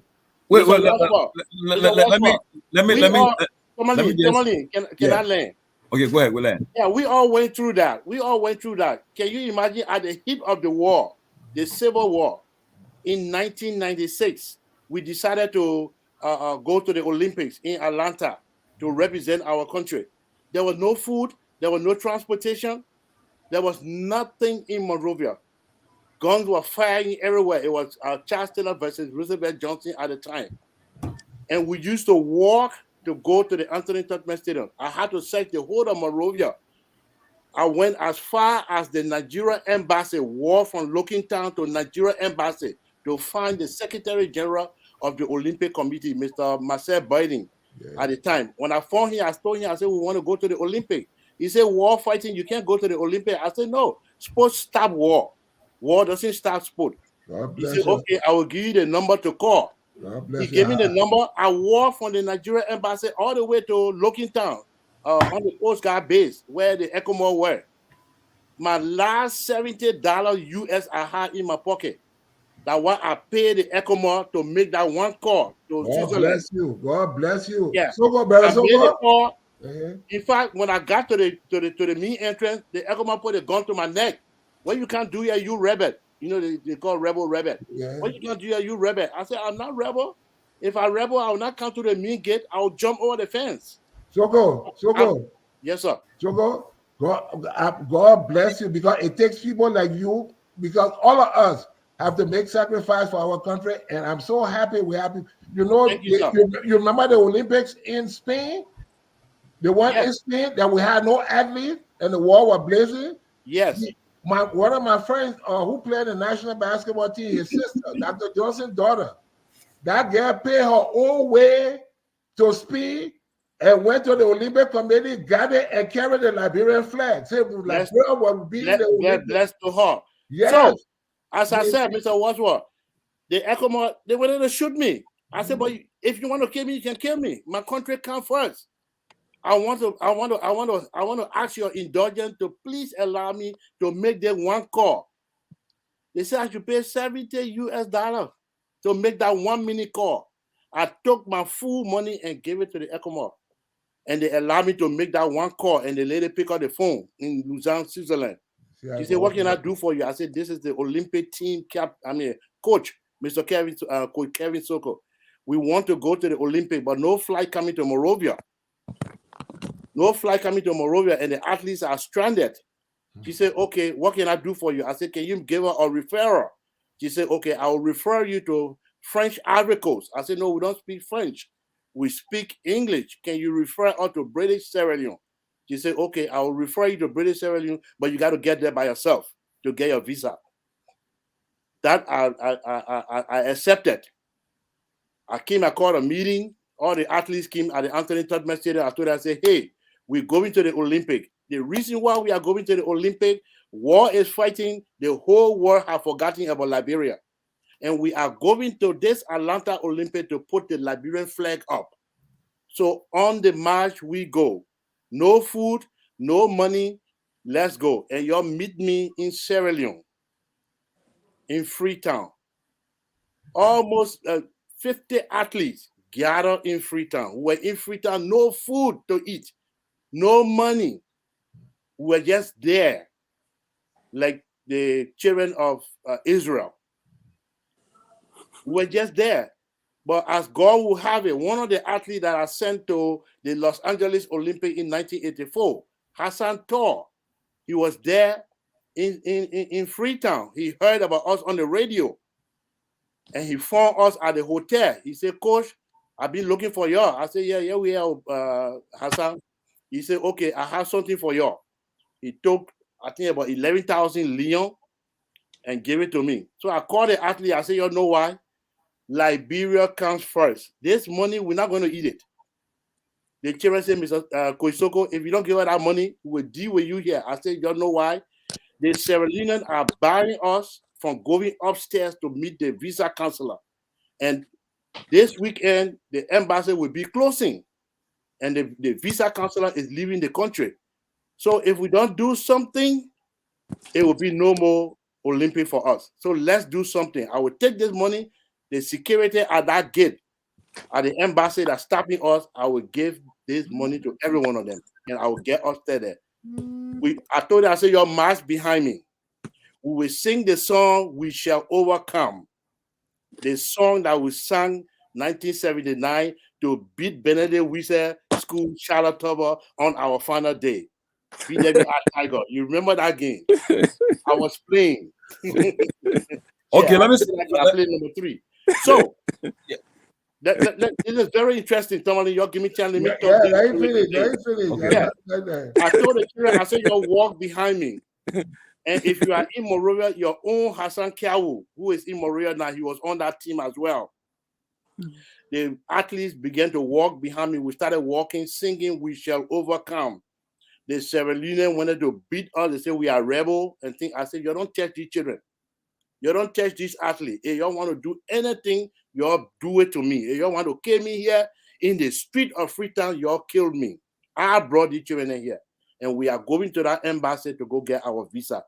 Oh, every one of you can get visa at the embassy, you foreigner guys? I say, yes. God's willing, we get our visa today. We sang the song, we got to the gate of the embassy in Freetown. I took that money, I started giving it to each one of those security. As I gave it to this other one, he said, hey, go see that man. I started giving it to them until all the 11,000 leon, we didn't eat a dime from there. I got upstairs. The visa counselor, she was about to go to her last meeting before she takes off. I did the William V.S. Todman star, the white handkerchief. I took it from my pocket. I did it like this. And the woman saw the white handkerchief spinning. So she came, she did the cutting that day. She said, what do you want? I said, we are here for our visa. She said, how many of you? I said, go to your window and look down under the cotton tree. You'll see the children there. She said, but some group came here with a light-skinned man called Baitin. They got their visa. They have gone already last week. I said, no, that's not the team. Yeah, my team also there. She said, okay, give me your passport. I gave her my passport. She stamped it quick with the American visa. She said, okay, go now, let the other people stay. I gave my passport right back to her. She said, what you get a passport to me for? I said, I can't go and leave the children here. If that is the case, take your visa from my passport. She said she had never seen anybody since she's been working at that embassy for more than 20 years to tell her, take your visa from my passport. I said, I will do it today. Take your visa from my passport. I'm not leaving any of those children outside there. So she said, let me see those children. When she opened the curtain, almost 35 athletes standing under that cotton tree. She came outside. She said, oh my God, oh my God, oh my God. She said, okay, let them come upstairs. Let them come upstairs. All those children came upstairs. I said, these are the children. So she stamped one of the passport. She said, okay, you can go now. I said, we're not going. We're not going. She said, okay, what can I do? I got my meeting to go to. I said, stamp all these passports. Otherwise, you can take my passport and take your visa from in it. She said, okay, just give me that. I put all those passports under the window. The woman said, I can't do this. I said, you have to do it, ma'am. We are going to the Olympic. It's not a pride for us to go to the Olympic and go play. We are going to put our country flag up because the world have forgotten about Liberia. The first passport she took was the statistician. He's in North Carolina now. When she opened the passport, no head. The water spoiled all the passport. She said, I can't stamp this passport. I don't see the face. I don't see anything. I told her, I said, ma'am, you have to stamp this passport. You have to stamp it. We're fighting war. And maybe he may have fallen in the swamp and the water damaged his passport. You have to stamp the passport. She said, Kevin, I've never seen anybody like you. She stamped it. Then the man who's supposed to help me now to put the other passport under the window, he went wrong outside. With Mr. no Sugar, face. we got a lot of cover. Yeah, I come in to conclude now. I come in to conclude. Yeah, yeah, please, I must say it. You know, yeah. So she sent the passport and all the other children, almost 35 athletes, we were able to come here to the 1996 Olympics to represent our country. And well done, my man. Well done. Thank you so much. I said we were going to Atlanta to put our country flag up because the world have forgotten about Liberia. We need that. As a patriotic, okay, let me say this. You know, because of time, please. Go ahead. I just wanted to get that piece. 2 minutes, right? 2 minutes so everybody can tip out. We'll even want some calls and all. I just wanted to get that little piece to you guys. Yeah. So let our young that was courageous. That was very courageous. We have made sacrifices for our country, including gun to our neck. That's good. Thank you, man. Thank you. That's courageous, and I want to appreciate all. Like I said again, thank you very much. You guys did well for the country. We thank you. But today, we want to really Liberians they are asking, why is our soccer, our basketball, our track and field everything is at its lowest ebb today? So, like for instance, one of the things people are asking, Mr. Wisa, you guys, somebody mentioned Dubai USA. I remember that was a very good a program you guys started, even though it was in line with LEC, it's in Paul Hydro tournament that used to go on. But we thought, many people thought, well, back in the days in Liberia, we thought when you guys were organizing the Barrow IEG in America, will raise funds to help the poor back home. But today, some of our great soccer legend, basketball legend. Today, you go to Monrovia, they are ailing, they are not well, and they are struggling. And some of you guys were privileged to come to the States to go to school and improve yourself. And today, but we talk about the athlete reunion. We know what's the status of it too.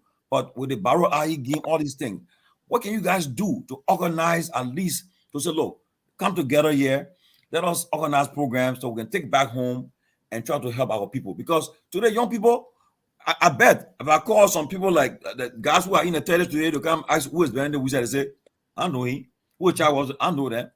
Who to you, Harry? Didn't know. Because it is you guys play, and then there's no historical stuff to say people can go and read and learn from. You say, oh, these were the great that we read about other great players then, or so forth, about Poku then, all these guys then. But Liberia don't forget, we remember the United Nations, the OAU, the African Union, ECOWAS.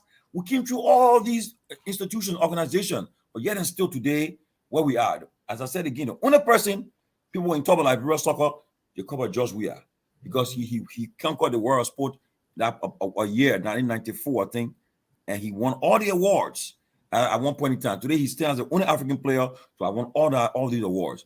But yet and still, but before I end, I remember when in Liberia, I asked the person was talking about, I think Ben was there. We were having a discussion. We played basketball with the president that morning after the basketball. We were talking about sports. And he said, oh, Tomalin, the only reason why, you see, if you notice what I'm doing, back in our days, we know how players to play soccer. We were playing all around over. That's why I started to focus on getting stadiums, football pitch all around the country so that people can have an opportunity to play in a good facility. And I think that was a good idea, okay? But Mr. We said, tell us where we are today and how can we get from where we are today for the future. Just tell us in 3 minutes, please. Good question. As I said earlier, you cannot develop sports with first addressing the issue of infrastructure. You have to have an improved infrastructure of anything before you can move forward to achievement. When I started playing, 1976, started with Batman. Wow. By the time I went on the national team, the president then, President Todbert,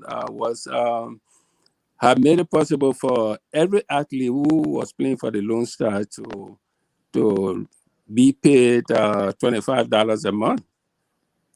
Okay, then $50. Then it went to $125. Okay, wow. A month. Okay, a month. And my unit at that time, Lone Star had not been doing well. Okay, so when we got on the national team, okay, with all the incentives, okay, and with the news of the stadium that is there right now, the SKD Stadium, President Toba was responsible for that stadium being there. Oh, really? Oh. Yes. He built Yes. Yes. There is. He broke ground. Even the gymnasium should have been a 10,000-seat gymnasium. Yeah, that broke ground. Just forget it. I better to become myself. Okay. He negotiated with the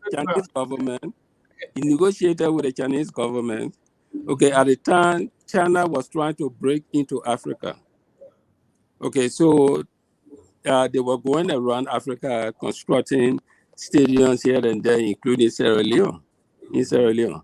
Okay, so President Toba in 1978 signed a contract with the Chinese government to construct that stadium. And preliminary the construction work had begun when the coup took place. Oh, really? Wow. And suddenly people saw stadium there. They came to the conclusion that it is Samuel Dowu Bere. No. Do did not. Okay. So now, at the time the stadium was under construction, I was I was living the dream of playing on a big stadium because at that time we had gone to Sierra Leone, played there, and performance had different dimension to it. Okay, so I was looking forward to that stadium. Now, coming back to the incentive issue, okay, and the infrastructure. Okay, the president at the time made sure that we had a bus that pick up players from Newtown all the way down to the Atene Tournament Stadium to go to practice. Okay, and the bus came back after practice and took players back to their respective destinations. Okay, so when you are on a thing there and receiving money, obviously you will play hard to remain on the team. Okay, it will be your determination to make sure that even if you went against a foreign team, you will do much better. So, as I said earlier, there's not a magic wand that somebody can come away and say, this is what we would do. And after we have done it, everything will be what we want. Okay. And somebody earlier mentioned that we don't have this kind of community competitions that we had in the 70s, in the 80s, where you had teams from West Point, teams from Newtown, teams from Clarendon, Cinco, every Sunday, drawing more than 1,000 spectators at a game at the FE if ABC was playing. Okay, so you have to first have the talents on the ground with young people before you can move forward to development. Now, in Liberia right now, I don't know the past 20 years, I don't know what has been done to improve sports in the country, except we see coaches coming in. Yeah, one of the things is that they're hiring coaches. We put too much trust in foreigners coming in the country to coach the national team. Okay, it is my belief that you have a local coach who understands the psychology of the players. That makes it easier for both to work together and do better for the sports. Liberia has a long way to go. If we were to say, let's say all the teams were there, okay? If you have a college or schools, you must have teachers and you must have students. And when you have the students, you must have the teachers to teach the students. Then in Liberia, we have the players, but we don't have the coaches in the counties. Okay, each county is supposed to have a team. We're supposed to have football programs, basketball programs with coaches that will train these guys. Just the same thing that we experience here. Yeah, Ben. You know, there was a Moroya City team in the 50s and the 60s. Besides the IE Barrow, they had a Moroya City team. I have a photograph of them too. Okay, so we have to start from the counties. Have run programs in the counties, Crocus, Cape Mount, Maryland. Have 2, 3, or 4 teams. Have a league, the regional league. You develop players that will come alone and make it on a national team. But everything in Liberia, it seems it has been for the country. Only things that happen in Monrovia, everybody believes it is Liberia. So we have to diversify our effort by moving into the counties, in the villages, and try to recruit players. Welcome, Kat Jebel, one of Liberia's soccer legends, one of Liberia's greatest soccer player from IE and Lone Star. I think he ended in playing professional football, if I'm not mistaken, in Germany, I think. France. But in France, right? Yeah, France. I remember France. And so, when we talk about players on the extreme, on the number 7, these guys were Kai Jebo, Benedict Wise, Waka Heron, all these guys. These guys play great soccer. You know, as I said, during that time, they play for love of the game and love of country. And they were into the money aspect and so forth. So when it went away, they came to say, well, let me go to school, and they decided to go to school and get a career. That was today. Most of the guys that came in the 80s, they saw in the 80s, most of the guys that came, they are all career professionals in their own area of discipline. But again, Carl, welcome, and Chairman Sanvee, you guys contribute. I mean, I know you just know history today. Thank you, everybody. That's what I want to do. I don't really have. Because no, I've been enjoying you. People are testing me, and people are praying that you guys will do this again. But we are enjoying you. We need to do it every Sunday. Yeah, I don't really have a question. I'm more trying to learn. Yeah, I mean, like you rightly said, Tomalin, but SKD, I don't you, man. First of all, yeah, the SKD thing, I didn't even know. I don't October, you know. Yeah, I don't even. I've heard some of the names. I know I've heard Carl Jebo name before. I've never seen him before. I did it. I'm gonna tell you so he ain't playing no football. He was not no professional footballer. He was a basketballer. But let me just say this. I want to know, like you rightly said, Tomalin, because this has always been my concern. And I think we remember that day we talked about it when we were with the former president. And I want to ask them, and I think it's a similar question that you asked earlier. The issue of, because for some reason we just think this thing is going to happen magically. You know, this notion we have in Liberia that even the George Weah 11 that almost went to the World Cup, right? It was deliberate and intentional actions that got them to get to that place. It was the support. It was the discipline. It was, I'm sure they didn't have it all rosy, but it was discipline. It was support. There's several things that needs to happen for these things to happen. You know, we in Liberia, when we see these teams, we see the Ivory Coast, we see all these African countries doing well, we just think that they just happen. We don't invest, and we expect these things to happen, right? I want to ask you guys, is there any hope for football in Liberia? Just a blanket question. Is there any hope? Because it's almost like a roller coaster, right? Sometimes we see them, they do well, we get excited, then they beat them, then we're like, oh God, Lone Star on bad, leave our own with God. What needs to happen from a support standpoint? Where will you say needs to be invested in soccer to get us back to the glory days and even better? And anybody can answer it. Timothy, can I address that point? Yeah, come in. Good evening, everybody, or afternoon on your end. Like you said, my name is Kai Jeb. I live in the UK, London. I play for IE and Lone Star as well.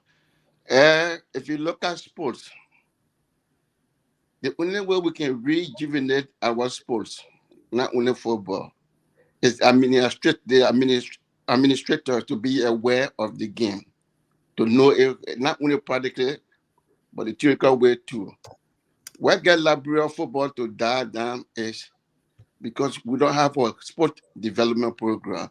People don't understand when they say sports development. It's not a player, it's the sport, the development of the sport. Look at the definition, sports development. That is, you need to have the high school league, the college league, the junior high league, the Nickelton league, the Pro league, and decentralize the game in the counties. I was scattered from Beaumont. I didn't grow up in Beaumont, in Monrovia. I was scattered from Beaumont, playing in the Beaumont league, and it took me to IE to play for IE, and eventually I played for Lone Star. So we need to decentralize sports in Liberia, not only in Monrovia. And there's no classification of players. Now you can be 50, you play in the third division league. So if you're 50 years old and playing the third division, where do we recruit our national team players when they're supposed to come from the third division? So there's no classification. Everybody playing the ages between 16, 17, 18 supposed to be playing the third division. And another thing that gets Liberian football dying down is there's no rivalry. There's no rivalry in our first division team in Liberia today. Like those days, you used to have IE and Barrow. Yeah. Even though I play top football in Beaumont, but my idea is to play for IE or Barrow. That was the resume to play on the national team. That was only way because that's where they pick all the best players. And when those two teams playing, the country is on fire. Another thing I blame on the direction of the game is the sports, the media, the sport, the TV, the television, like you people, because you don't talk about the game. The game is intertwined with spectators, with broadcasting. Those days when I am Barrow playing, they'll start announcing the game on national radio for Monday, and they'll be calling Mama Musa going against the person. Then people start getting prepared, getting the money together to go to the game in group. You see, so all these things are missing. Until we can bring those things back, it will be hard for our football to develop. And people go because I did my assignment. Why encourage people to go to the game? Like I said, sport is intertwined with spectators. You can't do sport without spectators. The players will be at their best when the stadium is jam-packed. The play style, you don't know where it comes from. It's spiritual. Mama Musa will tell you. When the stadium is packed, you motivated, you do things you never dream about because the people cheering you. So the little ones today, they go on the field, nobody to watch them, they discouraged. Nobody will tell me, say, Liberia don't have players in Liberia now. We do. If we can produce the best player of Africa in Liberia, there's more there that need to be developed, to be discovered and developed. So we need to understand these things. A robust sport development program, the high school league, the Nicrutan league, Point 4 league, Waterside league, 12 league. So that player will know, and then we need to bring that rivalry back. If we can't get Ayi and Barrow back, Liberia football will not develop. In Europe, yeah, they get in Barcelona, in Spain, they get Real Madrid and Barcelona. Even though they got other top clubs, but they take their best player for those two teams. The same in UK here. The two teams, the best player come from the team. So people say facility. There's no data. There's no record what best players come because they got facility. Else, UK who have won the champion, the Premier League, the World Cup, everything because they got facility. Mama Musa play in the same, he became best player. Georgia play in the more, he became the best player. It's not about facilities. All the love of the game. And to reach to Iron Barrow, that how we're working hard. As the team probably 90 minutes, I'll go 30 minutes on my own to train because I want to play tomorrow bet to join IE or Barrow. Until our administrator can understand these things, it will take a long way to get there. So we need a robust sport development program.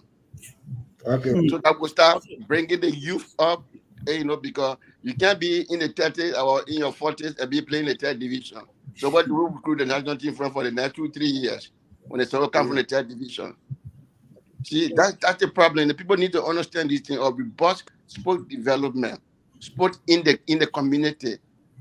Those days when they had some top player in Nicrutan League that never played ATS fee, but they were star player around town. It's in the 12th Street. It's in the Nippo Street. There must be classification.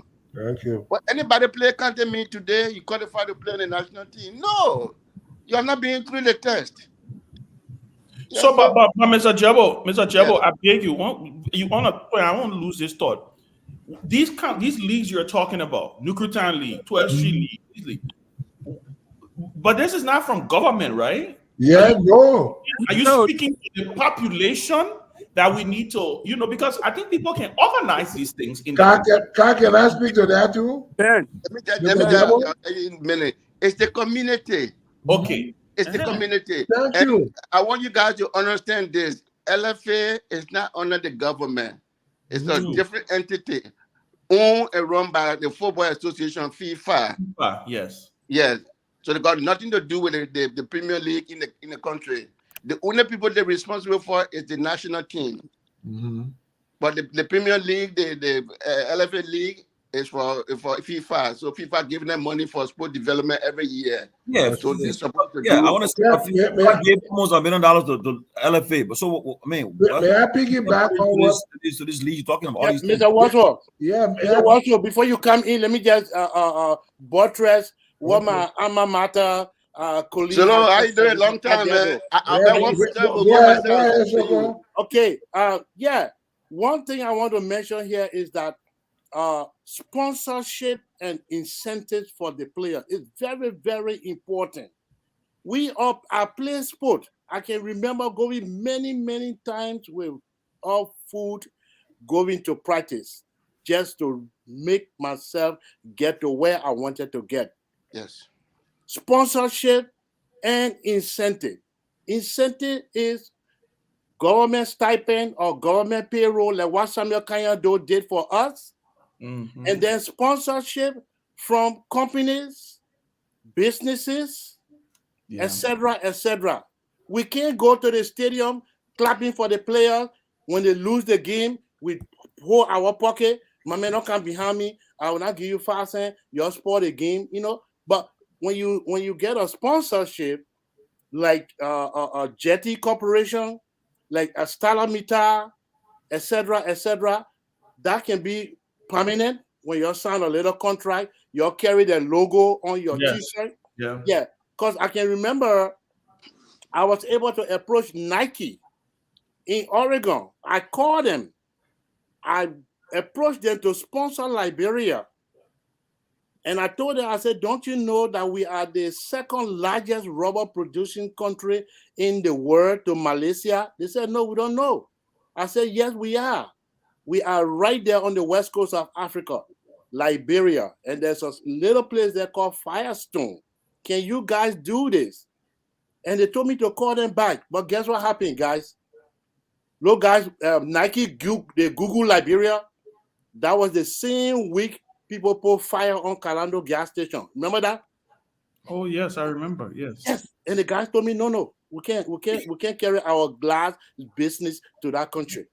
Wow. Secondly, 2000, I approached Walmart through my mentor here for Walmart to sponsor Liberia track team. I said, first of all, they should go to Liberia and get the track team from Liberia and bring them here to this city. And they will stay here and train in Madison, Wisconsin. At the time, I was coaching at the college. The college accepted. I went to the mayor of the city. The mayor of the city accepted. I went to the governor. The governor accepted to bring the Liberia track team here to train in the city and go to the Olympics. We wrote the communication because Walmart had agreed that they were going to send a jet plane, charter jet plane, to Liberia and get the athlete.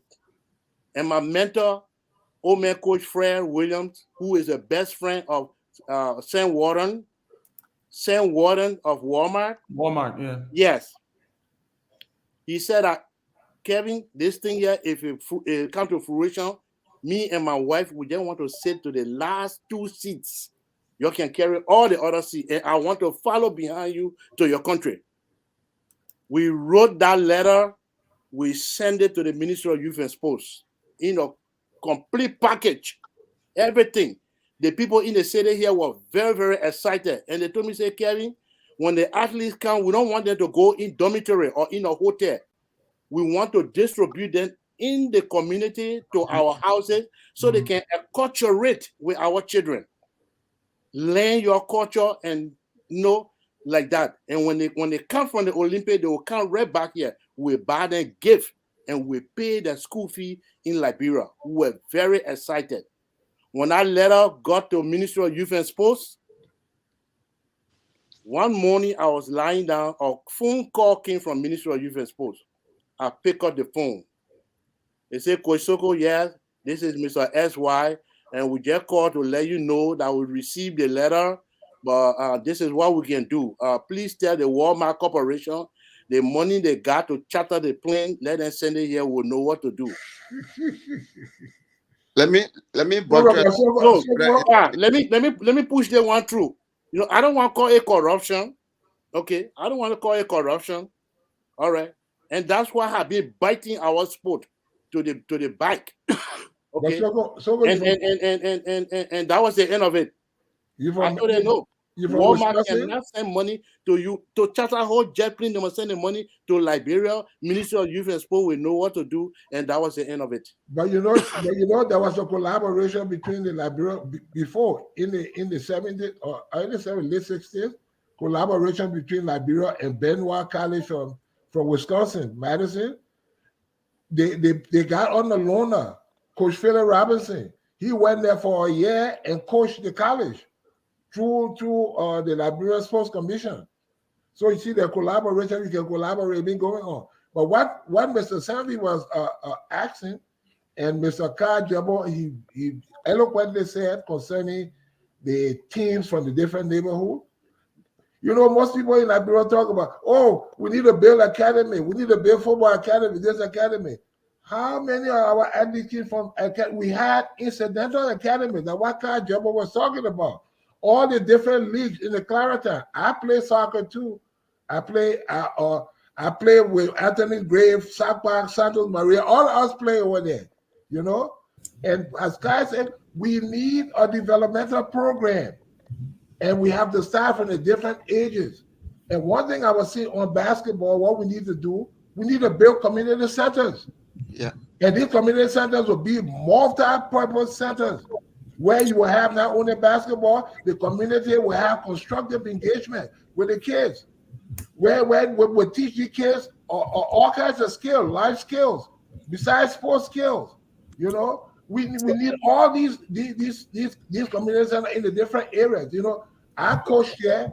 I've coached high school, middle school too. I coach in the Boys and Girls Club through basketball and soccer in high school. So I'm as I told you guys earlier, I'm an educator. I've been in education forever. But we need to stratify, just as you were talking about, Kai. We need to have the different age levels. We need the community got to be more involved, because all the teams are supported by the community. Let us look at the Liberia Football Association. Yeah. Who knows when the Football Association was founded? The Liberia Football Association was founded in 1936. And you know, sometimes people say, oh, only grown-up ball play for. That's a lie. Mac Deshee was president of LFA before too. They all played. I have a picture. The oldest soccer picture that I have is Liberia College soccer team. It's more than this picture is almost 90 years old. With old man Nathan, the mayor of the city, former mayor of the city of Nathan Ross. He's the only person I know on that picture, because I got it from his son. So they have been having organized community leagues, and these broad feeders. I remember there was my time in my neighborhood where the community supported our teams. They bought our uniforms. They bought the soccer ball. They had to say, we didn't play in stadiums and stuff. We play in the beach. We play on the rocks. We play a coconut plantation that produce a lot of players. And I told George Weah and Salisa, way before they came to New York, they came from Paris to play our team. Ben can tell you why the old time I was the goalkeeper. So I didn't know where they came from. So after first I asked them, and they said, "Well, we know you." So I was telling them, I said, "You see your time, the Lone Star, I've been following you. You got only about 3-star players. So now they both 4, 3. But the Lone Star team of the 60s and the 70s, every position had a star. If you got somebody from the bench and put it on the field, you will not tell the difference. We talk about dribblers, we have strikers, and all these people came from the community, the different league. Clarendon had a very strong league where all the guys who play for IE, Barrow, Babes, and Joseph, they all play in that league. Yeah. If you guys have ever heard about a guy called PSJ, he had a league for us who are the younger children. And I'm talking about Jericho, all of our kids then. Frank Jericho, Anthony Gray. Mr. Watchwell. Mr. Watchwell. Let me just throw something quickly, okay? Yeah. Let me say, okay, first of all, guys, you know, we have we're having a very important discussion. People are watching, people are texting me, people are impressed, they're hearing. But now what they are saying is that Tomalin, we're hearing good bits of ideas about the sports in Liberia. Now we have a new government in place. The Minister of Youth and Sport was just nominated. Somebody that we all know that I know personally. Ben knows him well, and I'm telling him too that we will have a program where we invite him. You guys will come, but they want you guys to put these things into some like to reduce it into some a posted document for waste of time, but to come up with these ideas so that it can help our sports. Because look, like Kajabo said something important. Back in the days when I remember people fought for this Roundtown League. If you play for Ayo Barrow, I mean you nothing. People they were having competition to reach that point. High school league and stuff, the Roundtown League. People fight to play for these teams and so forth. They had a great team like Sida, Bame, all these things, Bajeneke, and you name them. But today we are at this point. So how you guys can do it? Before I finish, someone said you guys started.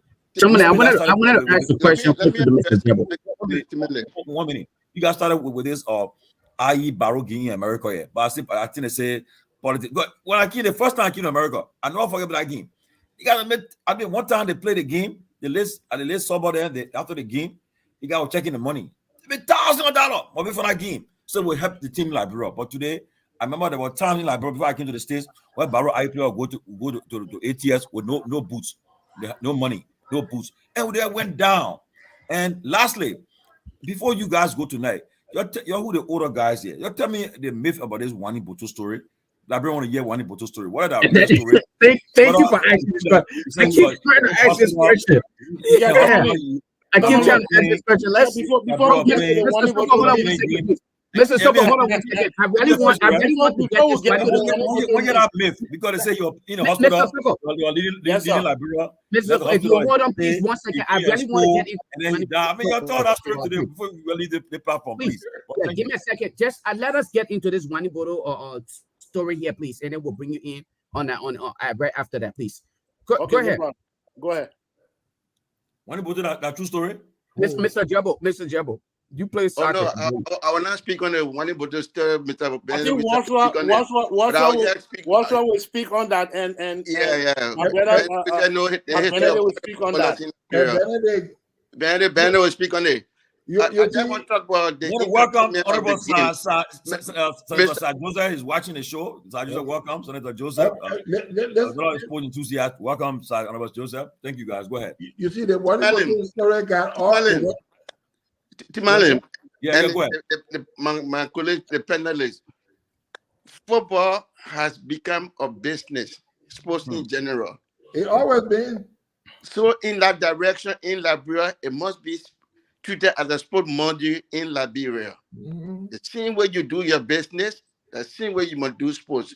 Do discount, publicity, awareness, so people buy your goods. Those are all lacking in football in Liberia. Thank you. That's why there's no supporter. That's why there's no customers. No marketing. And to do these things, the administrators need to define where attract people to football games to bring people back to the game. I mean, so if you divine it and divine it, understand it, people go to the game because they want to see their best player, James Alisa Diba, George Weah, Brandon Wisse. That's why they go to the game. You're right. People go there because their father, their grandparents were members of that game. People go there to meet their girlfriends, their workmates. There are a lot of things that attract people to the game. I remember when we were playing, I am Barrow playing. Some people go to the game, they will not watch the game itself. They will be beyond there, associating, eating fried fish, drinking beer until somebody, who's called Ayo, okay? They will not watch the game, just association. You one time you beat Barrow one time or two value. Let me tell you the truth. So there's a lot of things missing in the game. But you see, the administrator need to understand these things, where attract people to events, to games, to bring a spectator by. If they have the people go there to drink beer, get beer on the field, get music, get food, attract people. Advertise the game before the whole week. Every on the radio, I am Barrows, he doesn't display. Make the awareness. That's the business aspect of it. So when the team start playing, you come in. When the people start playing, farm football, the businesses, the how you call it, the cement factory, they will want IE to wear their logo so that people will know about them. But let me tell you a joke. So this is how business can work. You have to create the environment to invite the investors. God, there's a factual joke. You talk about, but because you're talking about the marketing aspect of it as well. Yeah, and I agree with you. You know, because we need to pay the player. We need to raise money to pay the players. I think this must have been 66 or 67. IE won a championship, and the trophy was given by the beer factory. And that time they sold Guinness. You know how many cases of Guinness they gave IE? 10 cases of Guinness to IE. Imagine alcohol with that. Look, there's a whole that come back to the Nyenwolo story. Let me finish my topic before you can there. It will be the last story. When many people were attracted to IE and Barrow those days, especially for IE, because we believe when you play for IE, it was a possibility for you to have scholarship to go to America. So most of us migrated to IE because we wanted to go to America. If you play for IE was the, I don't want to say, I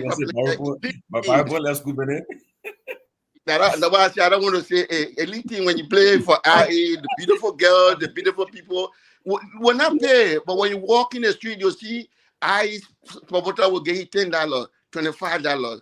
So players who play in the second, third division were fighting to get to that level. You hear me? So we need to bring that rivalry back in our football. It's every country. We have Madrid and Barcelona. You got in here Manchester and Manchester City. Those are rivalry when people play the white game all over the country. So until we bring that rivalry, we'll not have the classification of players. We'll not have the best players because people got to work to that level to play for that best team, to play for the national team. So our administration need to understand these things. There'll be sports development program. You have the high school league, you have the college league, you have the community league, you have the county league, you have league in the county. Then you create a lot of plenty of players. Then you can select from more than 1 million players. But you just have one league in Monrovia, you got few players. You will not be able to discover good players. So we need a very robust sport program, sport development program. Thank you. That's the best solution. Thank you. Wanibuto. Yeah. Yeah. Ben, you want to go first? Before we go to Wanibuto, I beg you guys. I just somebody texted me something just now. And I feel I should. Can you just hold that to this Wanibuto story? No, the Wanibuto can be the last. Let it go ahead. It can end because this is. I know the Wanibuto thing. Everybody want. Yeah. We want to know. I want to know something from you guys, because what I've seen happen over the years when it comes to different issues in our country, it's almost like we always lecture about it, laugh about it, talk about it, highlight the issues, and then what next, right? It's like, what next? Certainly, I'm listening to all of you. I hear the passion in your voice. You want to see us get back to where we were, or even better, because that will even cement your respective legacies, right? I want to ask you guys directly, what role, and I listen to Mr. Soko, my heart breaks when I hear the story he just explained, right? Because it is typical of Liberia, where we drop the ball when opportunities come our way. My question to each of you on this show, what do you think can happen? What role you think you can play in getting us back, getting these things that you're talking about here? What role can you play? How can you inspire the next generation? We have a whole generation of Liberians now who, somebody said it on the thing, that are interested more in politics. They sit at intellectual Atai centers all day.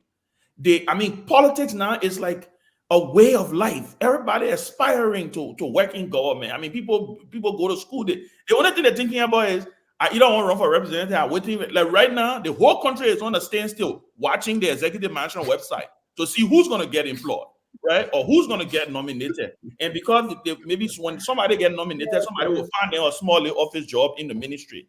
What role can you guys play? Because like you rightly said, there's a marketing aspect to sport.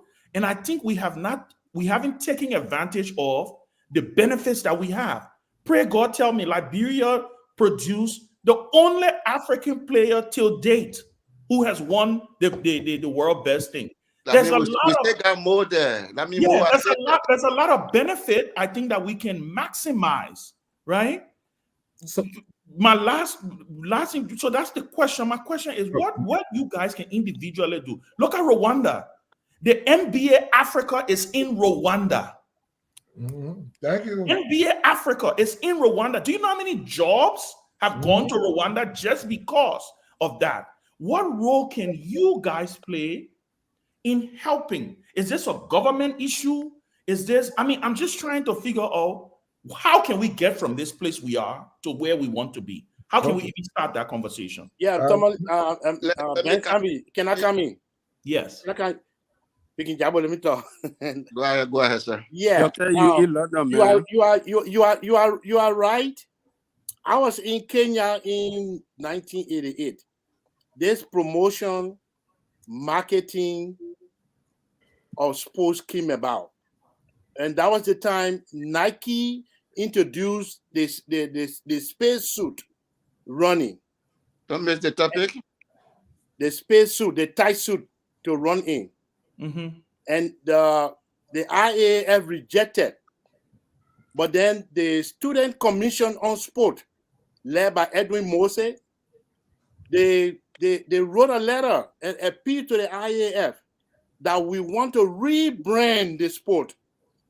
We want to rebrand the sport. We got to recalibrate because footballers are earning millions of dollars, and track athletes, y'all say that we should just run for the glory of the sport and for peace promotion worldwide. But things are changing, so we want to change the sport. That's when they started to do the worldwide promotion. So here in Wisconsin, you see the hat on my head? There's a University of Wisconsin cap. The company that produces this cap, they pay X amount of dollars to the University of Wisconsin because that's a trademark. The t-shirts, they pay X amount of dollars to University of Wisconsin. The shorts, the basketball, the everything. And then all sports, all level of sports, from kids up to college level and the masters. Okay. That's how they make the millions of dollars. When I was the commissioner here, we used to sell about 50 to 60,000 t-shirts when we having games. And we report that money straight to the revenue account where it's supposed to go to. I've been to Liberia. I have asked the Minister of Youth and Sports for me to work with them as consultant on the track and field promotion program. But my goal has been to decentralize the sport. You can't do track and field only in Monrovia. Agreed. And when the time for county meet, the minister say no money for track and field. You guys can bear me.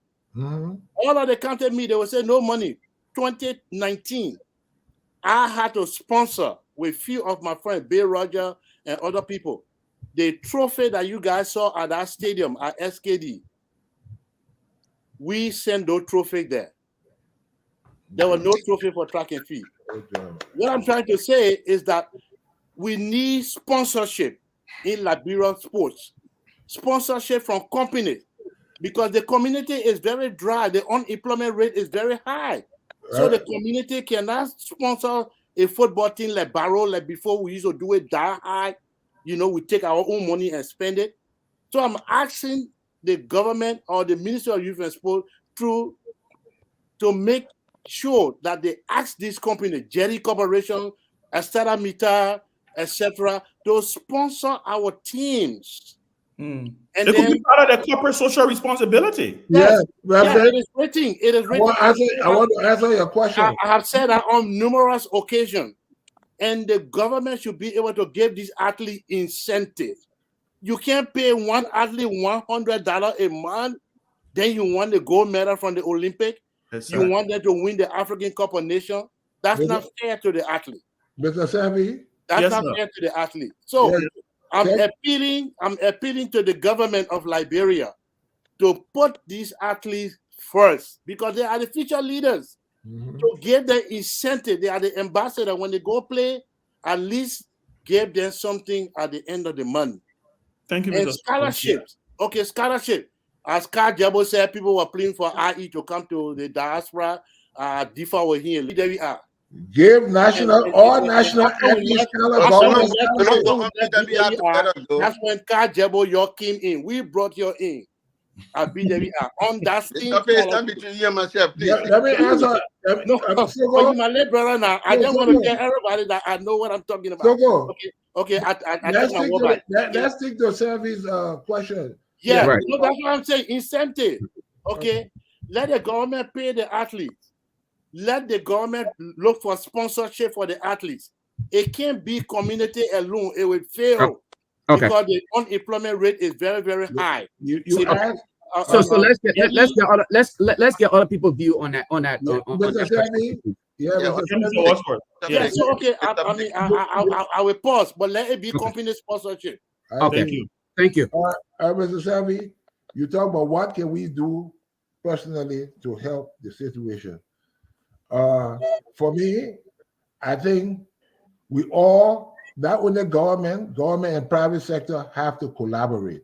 True. Because people think collaboration is a bad word. We have to collaborate. That is what as I told you, maybe you were not on the show earlier, I said I'm an advisor to the Great Ball Players Association. We built a $17,000 basketball court in Yucatan. And we collaborated with the community from the scratch, from building the stuff from the ground up. Presently, we engaged in the construction of a $21,000 a basketball facility in Gardnersville. That's our next project that we're working on. We all have to collaborate. The different associations. You can have the Sino County Association, the Maryland County Association. One time I got in touch with the people from Maryland. I said, help, let's build a court because we were having a tournament in Maryland. There was no court, fitting court. Maryland County, help, so we can build a court over there for the kids. Piggyback on what Soko said. I played on the national team. I was a self-supported student when I went to Kaduna. Most of the people that I know. But how did I pay my school fee? With the per diem that I got from the government. That small money that Ben was talking about. That's why I paid my school fee through our Kaduna. But let me tell you what what the government can do. All those who are playing on the national team, any national team, the government has the Ministry of Education. Give scholarship to everybody who play on the national team.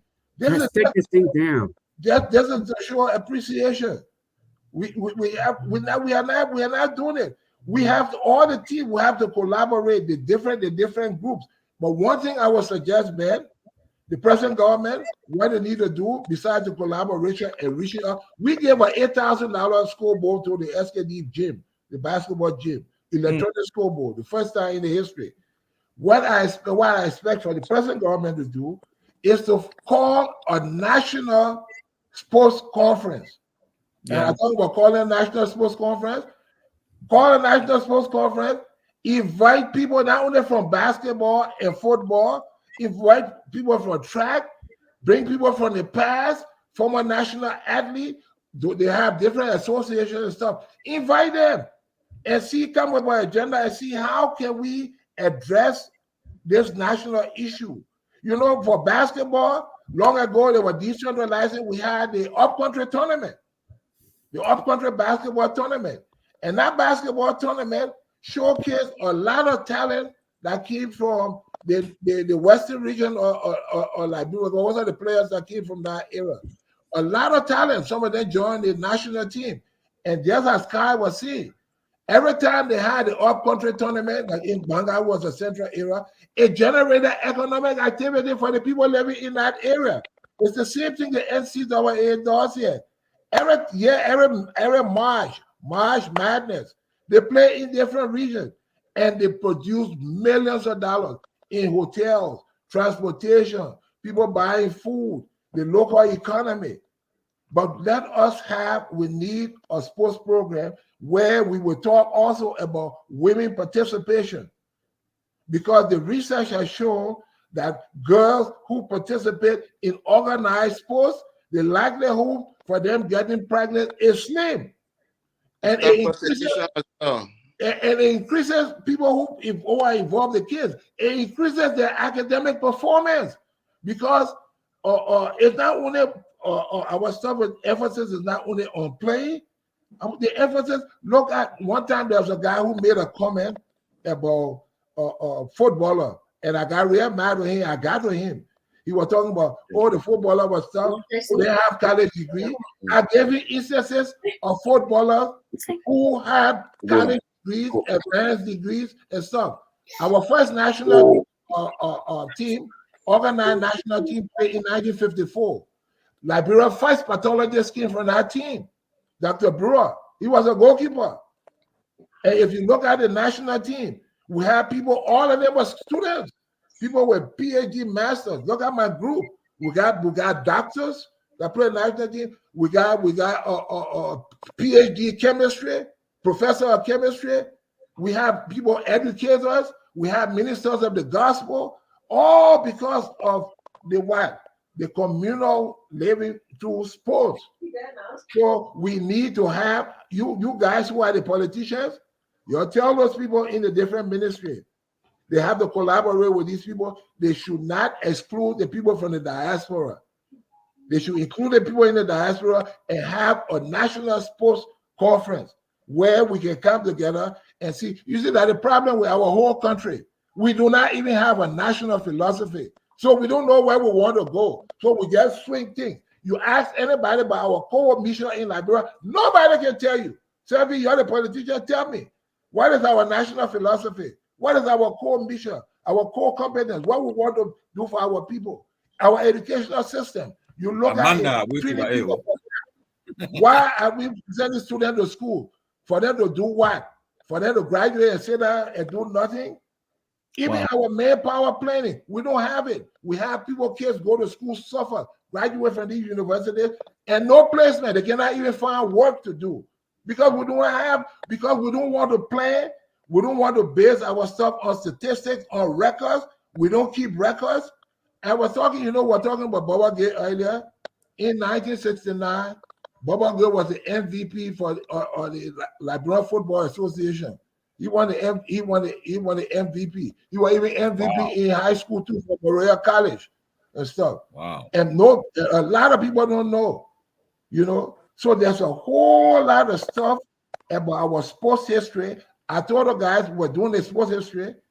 Nobody contributed. I've been doing it on my own, spend my own money and stuff. This is thing that the government or the LFA, you come to us and say, look, guys, we can find a grant for you guys to write the sports history. Because we know where we're coming from. That's the reason why we don't know where we're going. They say if you don't know where you're going, any road will take you there. Yes. Wow. We have over more than 2,000 people watching us across the country and abroad. This by way of information, this show tonight is a sponsored show. Somebody paid to have this show tonight, and somebody just said that they're going to sponsor another show of this again. And I'm telling you, hopefully next show we'll have. By that time, the new minister will be in his position. He will have been confirmed. We would like to invite him, the LFA president, the basketball president, all on this platform with you guys, and next time so that we can discuss these things in detail and the track and feed people, so we can have an agenda for like Mr. Watson just said. We can put our agenda for our country because Liberia we are the lowest ebb in all sports right now. Mr. Wisha, you want to speak? Yes, Carl, you want to go first? Go. No, you go first, big brother. Okay. Now. The man I see him play you, eh? Oh. Yeah. I was seeing him play. Even though he was a better player, according to what. Two number 7 talking. 2 guys and watch them play 2 number 7. Mr. Wisha went to Bomber to camp. I used to be your Jesse boy. I used to camp in Bomber. Wow. I saw all of you. That way I picked up my football. Okay. That Bomber produced a great James Washington. Remember, I too. Lord. Yeah, go ahead, Ben Sanvee. Now, the question you asked, you began the question by saying Liberia produced the only player who has ever, the only African who has ever won all these things. Okay. That question, to start with that, I don't know where we will end with it, but you are talking about somebody who is a narcissist. I'm talking about Joshua. Whoa. Okay, Strong.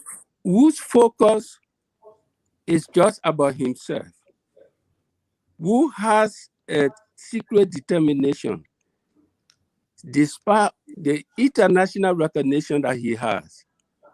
This man still finds himself insecure among other players, especially those who preceded him. Okay. Now, I will give you an example.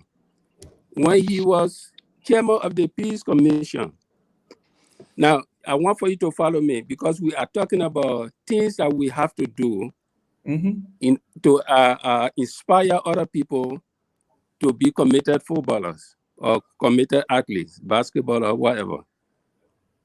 Okay.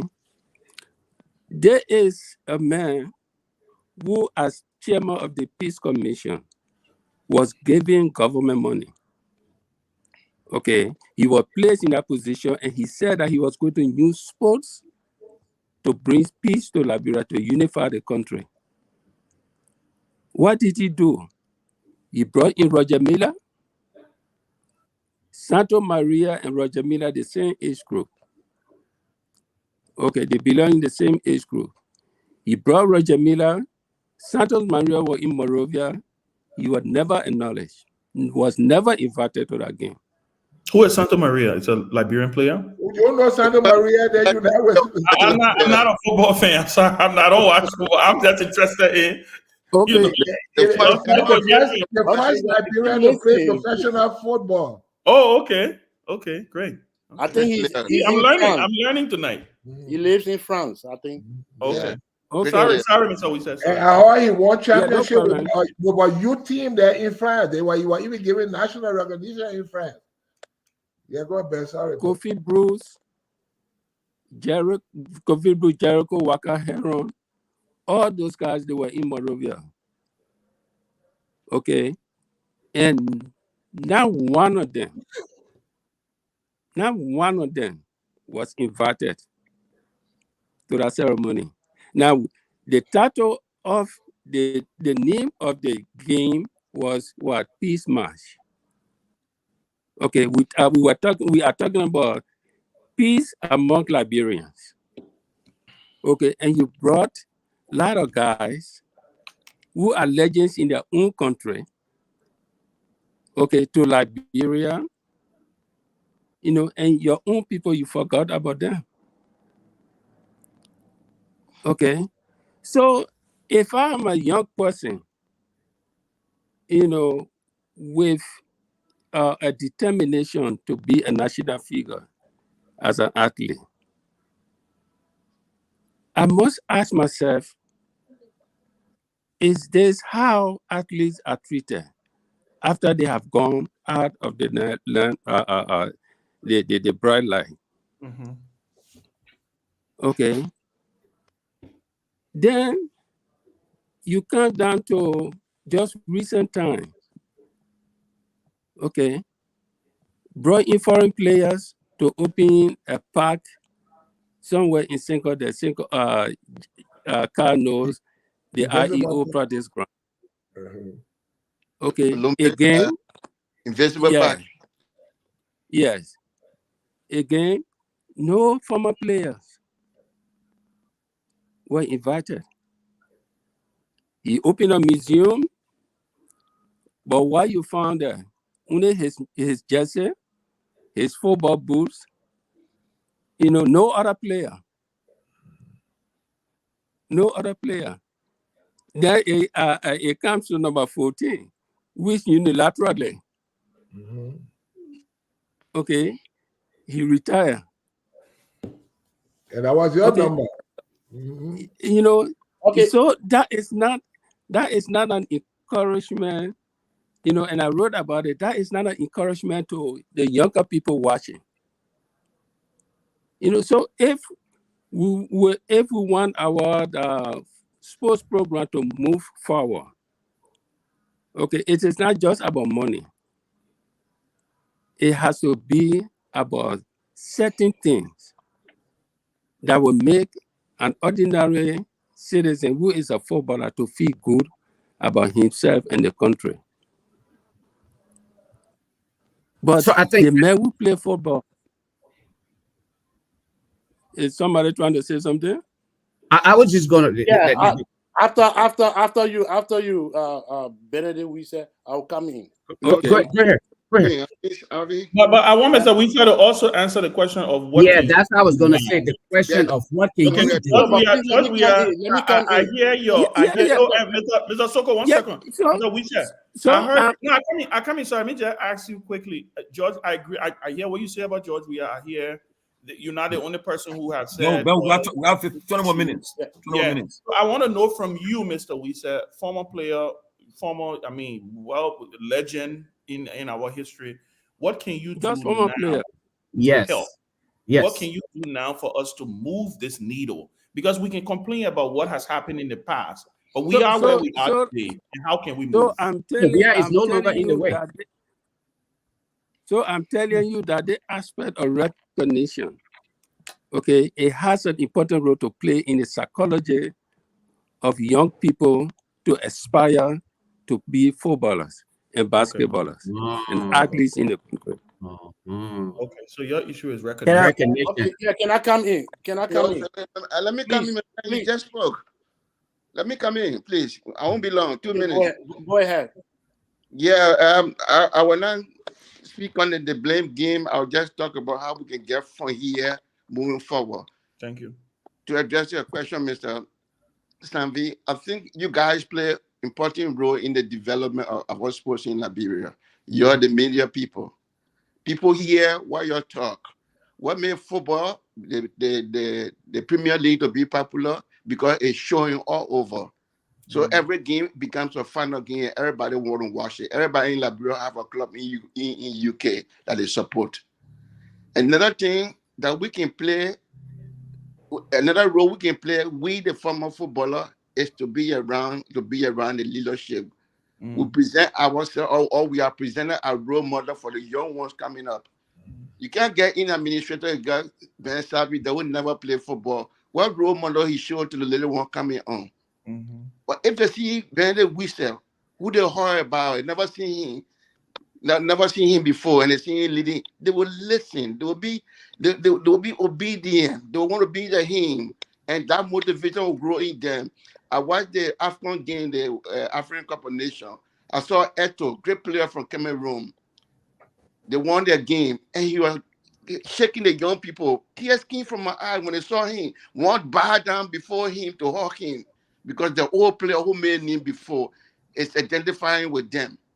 So we need to get the old guys who play the game to be a motivator to the young ones coming out, to be around the game, to coach Ian Barrow, to be the sport director, to be the manager. When you see those people, it will motivate them to be like those people. But if we get Ben Sanvee, we never play football, just behind one bend, what going to do with this? You hear me? That's just an example. It doesn't bring anything to in basketball, in track and field. My man did track and field. He can go and manage it. When the young ones see him, they will remember his old days. He used to be a great runner. And, so people who play sports should be the one to run sports. You can't put people there who got no idea. I don't know who the sports minister now. I don't know. Like, it's Bangalore, if it's confirmed. Bangalore. What history does we know about in Liberian football? No, but not only football now. Sports. Yeah, but youth and sport is not limited to just soccer. We just want to also welcome the vice president of the country. He just tuned and watched this show, so we want to welcome Honorable Jeremiah. Can I ask a question? Yeah, so I mean, if in sports, it's a good thing for us to get together, group together, and see how we can put a program together. And we need sport policy as well.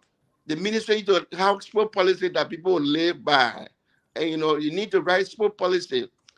When 18 years, every school supposed to have a football team in sport policy because you can recruit. I remember we recruited Keff Hassan from Katira from the high school league. So from these different league, you can recruit players then and come on the national team. That's Okay? where most our players came from. He was talking about his uncle Sam Mazapo and Abu Kamara. Yeah. College league. Summer player like Can I come in? Community leagues. Yeah, gentlemen. I just want to say that I want to categorically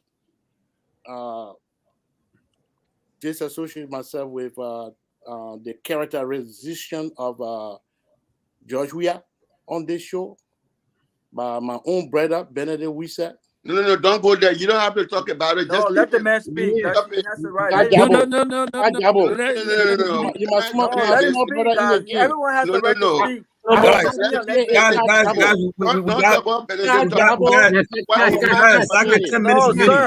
Sir, we're but about let to him do speak. our closing comments. Let's get our closing comment, please. Yeah, in 10 minutes. Characterization of George Weah. Let the man That's speak. not the topic. Hey, let the man speak. No, but let sir. him speak, Mr. Jabo. Let him speak. Okay. He has a right to his opinion. I know what George Weah did as sports ambassador in Liberia, but I'm not going to that. This is what we did during the Civil War to bring peace to Liberia as track athlete. The United Nations has sent about 10,000 T-shirts to Liberia. They were stuck in Freetown, 1992. No way to bring them to Liberia. The ECOMOS ship had to bring them to Liberia. They were at the United Nations headquarters. This guy, Shane, they call him Shane. I think he's a French guy. He was on the UN humanitarian program. They came to the Ministry of Youth and Sport and they informed me. They said, look, we got 10,000 T-shirts. We want to give it out to offering and abandoned children. Or if you want to do anything in sport, it's up to you. Design something and bring it to us. So I sat down there. I said, we got to bring peace to this country. We got to bring peace to this country. So what we're going to do is to organize the first peace and unity run in Monrovia. And we're going to invite the peacekeepers to come and join us to compete in the peace race. Now, the difficult part about it was how to get the AFL guys to go across the bridge at the St. Mary's School to get the T-shirt. And the Prince Johnson IMPFF soldiers to come across the bridge to end the race at the Anthony Totman Stadium. It was a very difficult task. The AFL guys said, I shouldn't go in the fence. I said, I will go there. I went there secretly. I wore dirty jeans, Tracy. They didn't even notice me. I went and collected the names of the athletes that we wanted to run from the AFL through an AFL guy called Jogging Ball. Then I went across the bridge. I went to the Prince Johnson camp. I discarded myself wool slippers.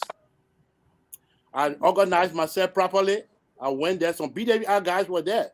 I took the names of all those Prince Johnson soldiers that wanted to take part in the peace race. Now, to go to the SKD complex, there were these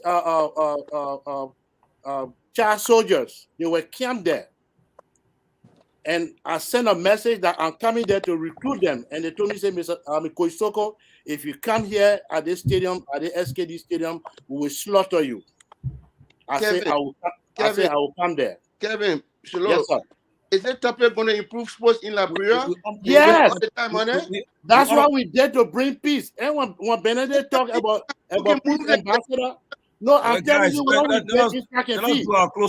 You can't argue me. You can't argue me for that. No, we're not talking about what you did for. No, I'm coming to that point. I'm coming to that point. But let me tell our audience what we did to bring peace as compared to what my brother Benedict said. Okay, so I went to the sports complex. I discarded myself again through Missing Go Junior. That's how I entered the sports complex. The child soldiers, none of them recognized me. I went there for 2 days. The third day, I managed to get most of them. That's how we organized the peace race in Monrovia, and the ECOMOG won the medal that was distributed. That had the first peace race. That's how we did as track and field soldiers. So personally, what I can do now to promote and develop sport in Liberia, I will appreciate very much where the Minister of Youth and Sports to invite me to Monrovia to sit on the round table with him and then be able to discuss on how sports can be developed in terms of decentralization. As I said at the beginning, sports is only being played in Monrovia when it comes to track and field. When they say county meet, they only take the children from Newtown, West Point, and Sleway. What's about the child way in Lofa County? What's about the child way in Southtown? What's about the child way in Maryland? Then the Ministry of Youth and Sports says they don't have money. So we need to go down there and be able to recruit these athletes through the sport decentralization. And when you bring them under the county meet, government should be able to incentivize the sport, the top athlete, the cream de la cream, which is the national team, put them on payroll. Let them be getting something at the end of the month. And then contact this company, Estala Mita, Jetty Corporation, etc., to be able to sponsor the national team. Like what we do here in West I'm afraid all the time. What time? Can I give you 4 minutes? No, I got to make my Yeah, in 30 seconds all the time. Can you give me 1 minute, please? Yeah. So look, kudos to all of you guys for coming on. Kudos to all of you guys for the service that you render our country. But when it comes to Liberian professionals, right, it confuses me sometimes because I think we're heavily dependent on the government for everything, right? Government must do this, government must do that. But when you look at other countries, the legends that you guys talk about, that needs to be around sports, that needs to encourage the younger ones. I mean, these guys are not necessarily, they're demanding from the government to act, right? You need structure, you need programs, and you need government support in some areas. But what they're also doing is they're also investing. I mean, look at Mani, for instance. Mani just went back in his town and built a stadium in his town. Never been done before. And he has opened a soccer team to help young men and women advance just as much as he did. I can go on and on. In each of these countries, legends, people who've been given the opportunity to go outside, play, make a little bit of money, they are out there going back in their little town, in their little communities, and they are investing. I mean, how many of our soccer legends? We got plenty. Somebody, man, I used to hear about when I was born, when I wasn't even born.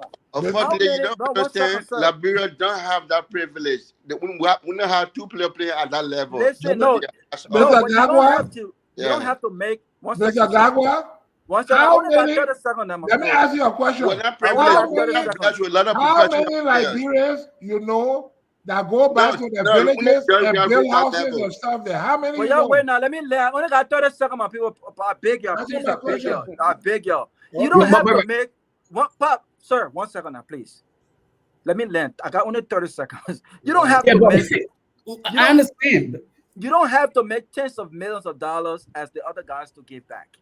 Those players who went outside, James Salinsa-Diba, the Kevin Sigmund, the Oliver McCall, all of the Washington Blade, all these guys that play professional football made something. If you made $250,000 throughout your career, my question is, what stops some of these guys from going back into their towns where they came from to invest in the lives of young men just as much as the government and other people invested in your lives? Joe, we are. Let me ask you a question. Why is it that some of you guys did not go back to invest? Let me answer him.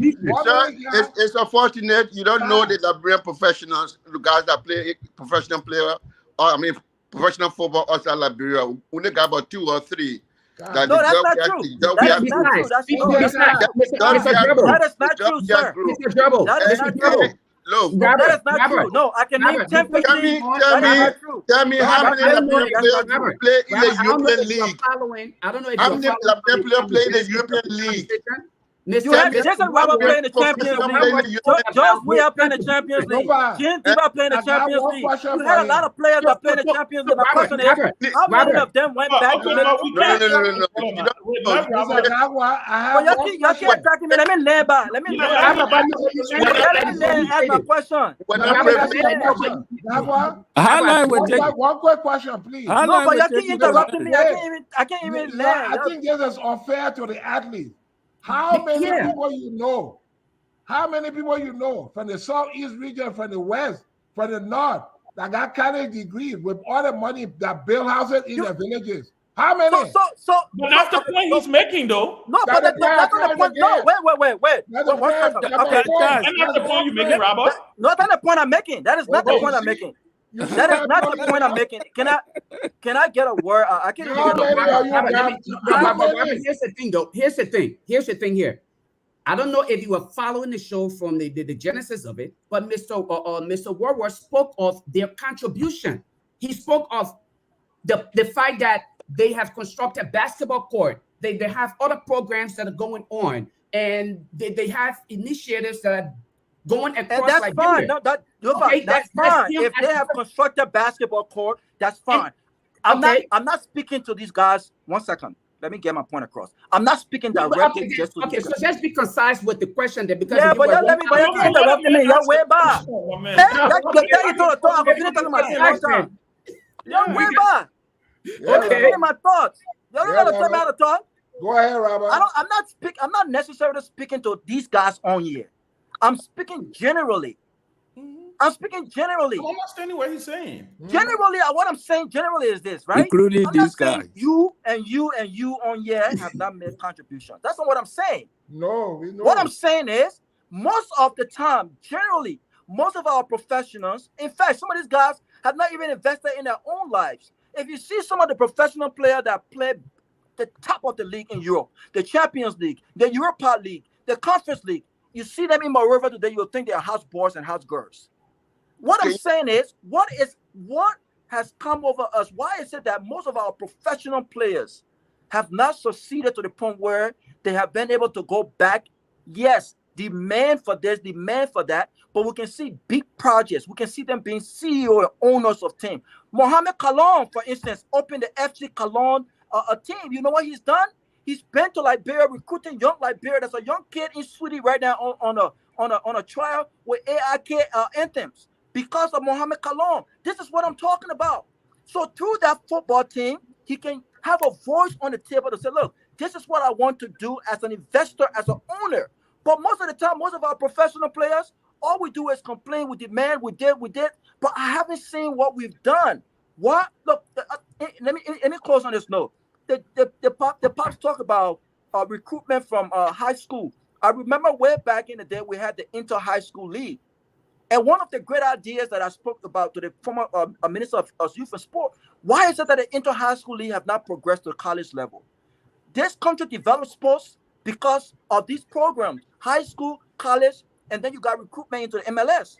We got all of these players, but I'm sick and tired of hearing former legends and former players who have been successful one way or the other, whether you made 300,000 or 400,000. I have not seen most of them going back home to really make an own part, to become owners, to become stakeholders. You can be owners and stakeholders and have a more powerful voice than sitting in your comfort zone and making excuses and pointing fingers and then most of these guys have not done that. I'm sorry. Not you. At the same time, how much work have you invested in? Guys, I'm sorry. We're out of time. Can I address that issue? Can I address the issue? Yeah, we'll continue this next week. Speaking of former player, let me address that issue, please. Let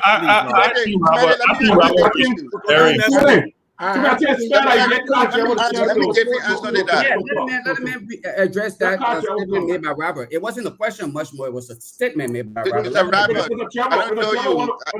I don't think you know me. But I understand from where you come from. We have a privilege to travel out of Liberia and play football for little or nothing. But I just want to tell you, there weren't any professional player besides Georgia. They did about 3-4 of them that play top professionals that play in the European League. Everybody was in the third division, but they will go back home and pretend that they play in big league. So when they're not even from Western Europe, they come from like Turkey, the Arab, the small country where they don't pay player. They give you salary 300 or more or 200 a month, and you stay there, you go back home. Why do you think the people go back home and still look the local boys when they were playing professional? Because they didn't make money abroad. The ones who were playing that were Georgia and Diba and the other few. That's all. Robert, it's a matter. It's a generation because they didn't do it. Other people did it in the country. When Georgia played to that higher level. Yes, sir. The other men talking, I was listening. Yes, sir. I think it's this stuff is our Liberian mentality. It's not only the athlete you're talking about. We can look at it across the board. Look at Liberian professionals. How many of us that got home or built anything in our villages? How many? None. And this is the thing that we over 50 years now. What you yeah, somebody else need to be doing that. Somebody got a PhD. Oh, you talking about me? You talking about me? I talk about all of us. I'm talking in general. In general. In general. Because I'm building my house, though. I'm building my house right now. I'm building a big mansion right now. I'm a young man. Go to the southeastern region. All the PhD people they got coming from there. Not one heart they got there. So, Mr. Wadsworth, what have you done? What have I done? Yeah. You know what I've done? I'm an educator. I've been educating people. Thank you. So that's a contribution. You see? Yeah. That's a contribution. We're out of time. Let's watch myself. Let's watch myself. Yes. That's what you said. And Mr. Wadsworth, I agree with you on that. We need something like a public-private partnership to collaborate. That's why I think this show is important. Not only sports, even the area of education. We have to have school, business, community liaison. We got to collaborate. We can do it. So that means I think that's going to do lay here from Peabody. At least give me last. Lay here from Peabody so we can cut it out because we're talking about the winning but don't stop later on. Yeah, we'll come back next week. We didn't get to do that. I'm fine. Great discussion. Ben took my time out. So I want to say thank you to everyone who turned up. Say thank you so much. Liberian people appreciate this show. Somebody already said they will pay for another one to next week. So we'll look forward next week having another show. Guys, the people are impressed. People in the government watching the show. Everybody, people are watching the show. I'm happy. I saw my brother, Senator Sir Joseph, was put enthusiasm. You all watching this show. I'm so happy that people are showing interest in this show tonight. Thank Mr. Wadsworth. Thank Kajebo, Mr. Soko, Mr. Wisep. Look, you guys made a sacrifice for our country. Thank you for the service. Thank you for your service. Thank you so much. Thank you. Your story, I didn't mean to cause no harm. Thank you, guys. No, Robert, you raised some important. It's important that you raise that. Robert, that's important. You keep raising it. You understand? So thank you, and we look forward to next week to have another show like this because Timale. In this topic, you guys play an important role. The media. I'm right here.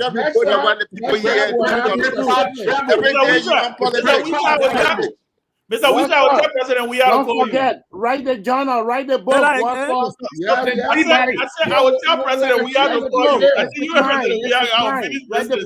No, you will never call me. He will call you. Yes, the great Jabbo, the great player. Look, listen, guys. You will never call me.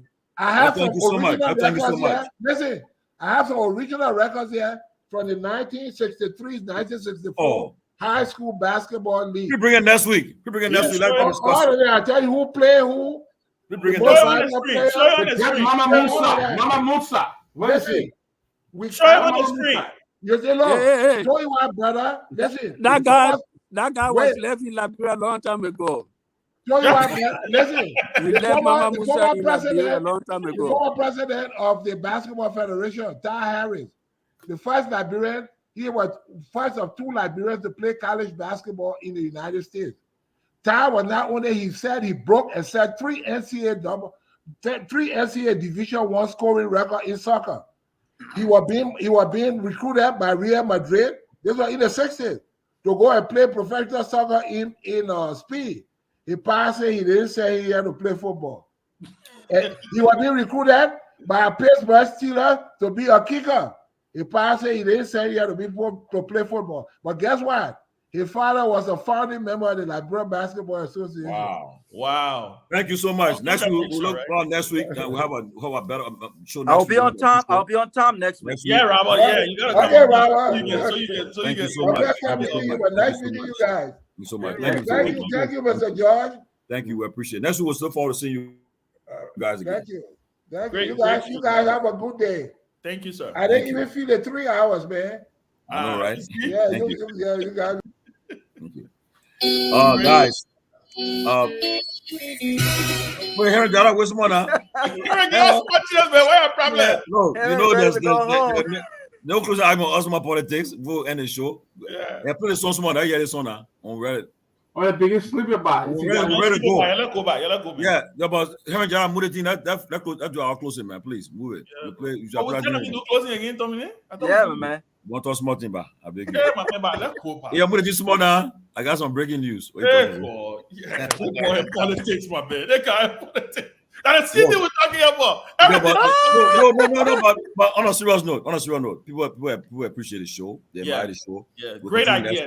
Tomalin, thank you. Let's say this, on Monday, the president will deliver his State of the Nation address, the first one, and we expect the president to be giving his agenda for the year and everything. So that's a critical speech he's giving, and we pray that they won't do what they did in the inauguration last week.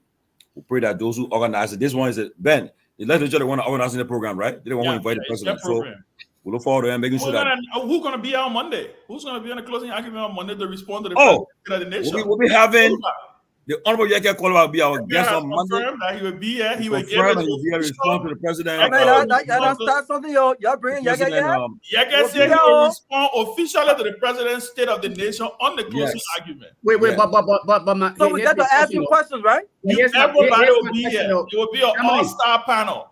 Tomalin, have we found the money though? The inauguration money? Who stole it? We are still talking about that money because. Hey man, y'all move this thing now. You guys should play the team in the beginning of the show. Him play. Move from the level talk. Hey, move this more. Yeah. Who stole the inauguration money? Getting bad. There are two things happening first. Robert and Ben Lofa. Look, the first thing, inaugural 650K.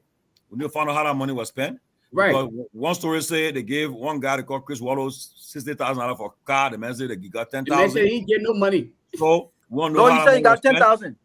Yeah, and then we also know that the chairman of Unity Party is saying that we invited him, and but still people are still concerned that people are saying today that if the president nominates him, they will have a problem with that because they have to give an account of the money that they gave to the various district for inaugural program. So he has addressed that issue. I hope he can address it, and it's just better to address it to make it better for everyone. So. But guys, before we go, let's quickly in 30 seconds. What do you expect to hear from President Bouaga on Monday? Quickly.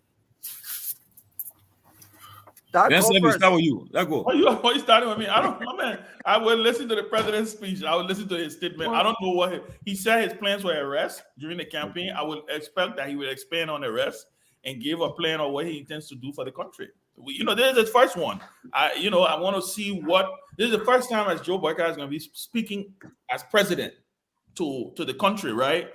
The people's representative. So we'll wait to see what he say. I'm going to give him the benefit of the doubt. Okay, so what you make of people that some people are saying that they won't mind how you give it, whether he stand or sit. It doesn't matter, right? No, it do matter. It does matter. I don't think he should sit. I don't think he should sit. No. If he's sitting, then they have to let the country know why he's sitting. If the president is not fit to serve, that in itself is a problem. If the president cannot stand to speak, we don't know that Joe Boyka has any disability. We don't know him to have any limitation whatsoever. In fact, the statement that came from the executive mansion when he had the heat exhaustion said, his doctor said that he was in perfect health. Yes. That was the way the statement ended. So I expect to see a fake president. I expect him to stand. I expect him to read his speech, whether it's 3 hours, it's 4 hours, it's 7 hours. I know Joe Boyka is fake because that's what they said he is. So I don't expect him to. We don't have a president who is handicapped. I'm sorry. As far as I'm concerned, except they want to tell us something we don't know. Look, what I expect to see or what I expect to hear is that he will make that announcement on the War and Economic Crime Court. He will talk about setting up the team in the next 6 or 7 months so they can explore the opportunity for a War and Economic Crime Court, because people are dying, and some of the victims have not seen justice for the parents and all of that. So I expect him to do it as soon as possible. And I also Dr. Peabody, go ahead. I don't know whether you got camera in my house, but it appears that you're reading my notes on here, and that's not fair. But on a serious note, though, that is what I hope for. Okay, but again, I hope to hear the president announce his decision on the establishment of the War and Economic Crimes Court and his decision to fight corruption, as he promised he would, because they are the rescue train, as they promised us. And I just hope not to see the president having to sit in his deliberation. I really pray that would not be the case, even if he would simply stand up for 30 seconds and say, Liberians, I'm here to serve you. Thank you for giving me the opportunity and leave. I would take that other than having to watch him sit. If the president sit, God, again, it would be another reason why the world should laugh and make mockery of us. So yeah, what I really hope to hear, and I expect to hear, hopefully, is issue on the War Crimes Court, the fight against corruption, and something that he already started doing, the issue of nepotism. I know he's not going to stop it because he already hired his nephew to work at Nokal, so he can't speak to that. But that's what I really want to hear, man. Thanks, guy. It was a great show, though. Honestly, thanks.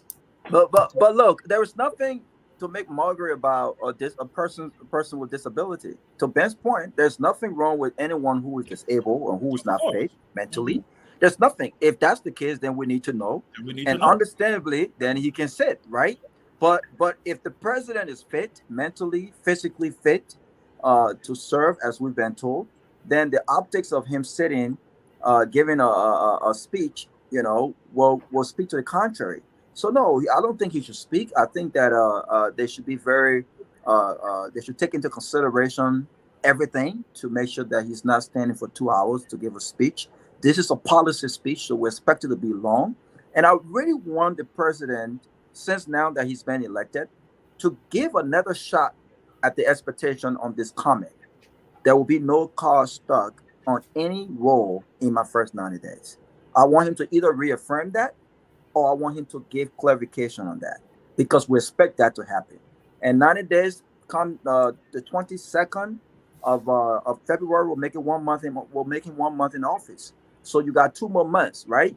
So I expect that. I also want the president to look in the camera and say to us and the Liberian people that an investigation have begun, and that those are found responsible for any corrupt act for the missing monies that are in question, the $360,000, the inaugural funds, will be held accountable for these corrupt acts. Actions. I think it might be a great speech. I look forward to what he would say. And lastly, the recent nominations by the president, people I will be a show by senators that will have an open confirmation, and I think everybody should be given the fair shot of the confirmation. They should go there, and Librarians got qualms should raise it with the committees, and I think everybody should go and prove themselves that they are ready for the job and so forth. But in line with regional nominations, people have a problem with it, and I think it's fair. Librarians have the right to have a problem with anything concerning their country. So that our taxpayer money will be paid and used to run the government. So look forward to see the nominations that have been made, and we've already seen it. But I think everybody should be given a fair chance to go for a confirmation hearing. And guys, I know you expect a robust confirmation hearing. This is the Senate first test.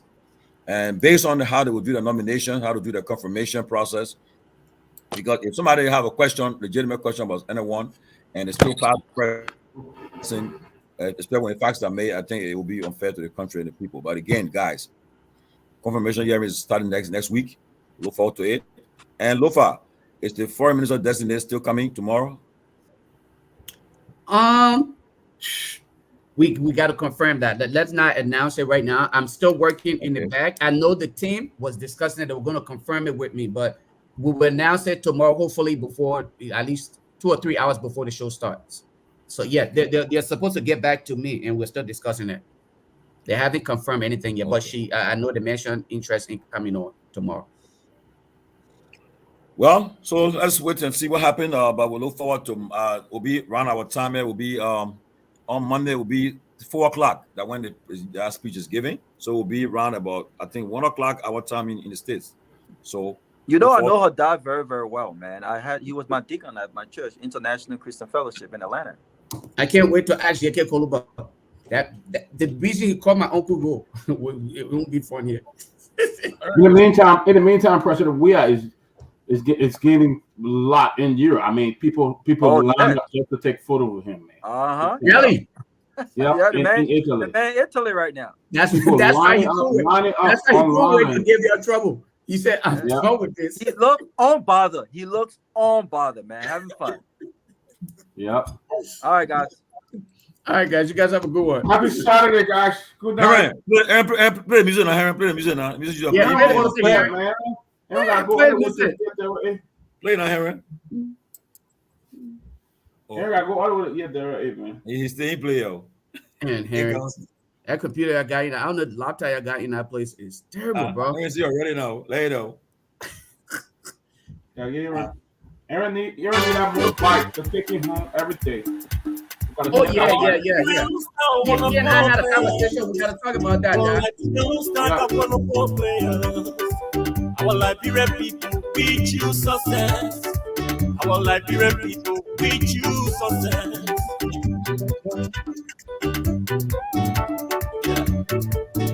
Yeah, man. Hey. Yeah. Yeah, man.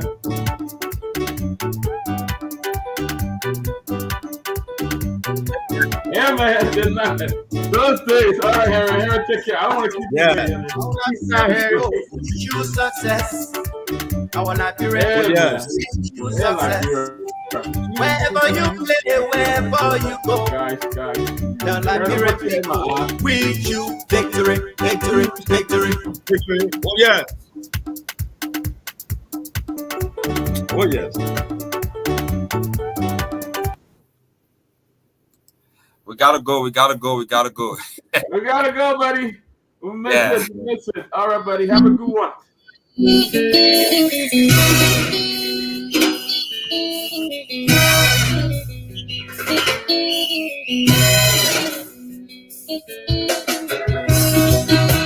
And I tell you on that note, this is how we like to call your day on today's presentation, the special edition of the closing argument. The time stand at exactly 8 minutes of the 12 o'clock. It has been very, very informative, educative here on the closing argument. This is the Renaissance of Communication, a Truth FM 96.1, a broadcasting live from Dubai Road, Painesville, outside the nation's capital. Many thanks to our panelists.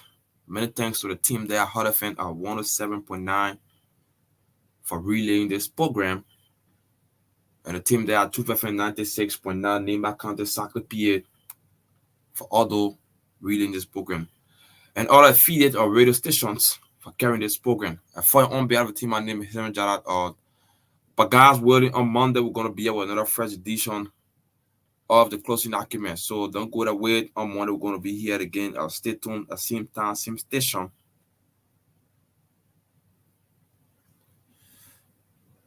We take our weekend break on today to join you back on Monday. So bye-bye from my end for behind on behalf of the team. My name is Henry Jarrett. Being here with me, Elijah Zizi alongside Arthur Butler.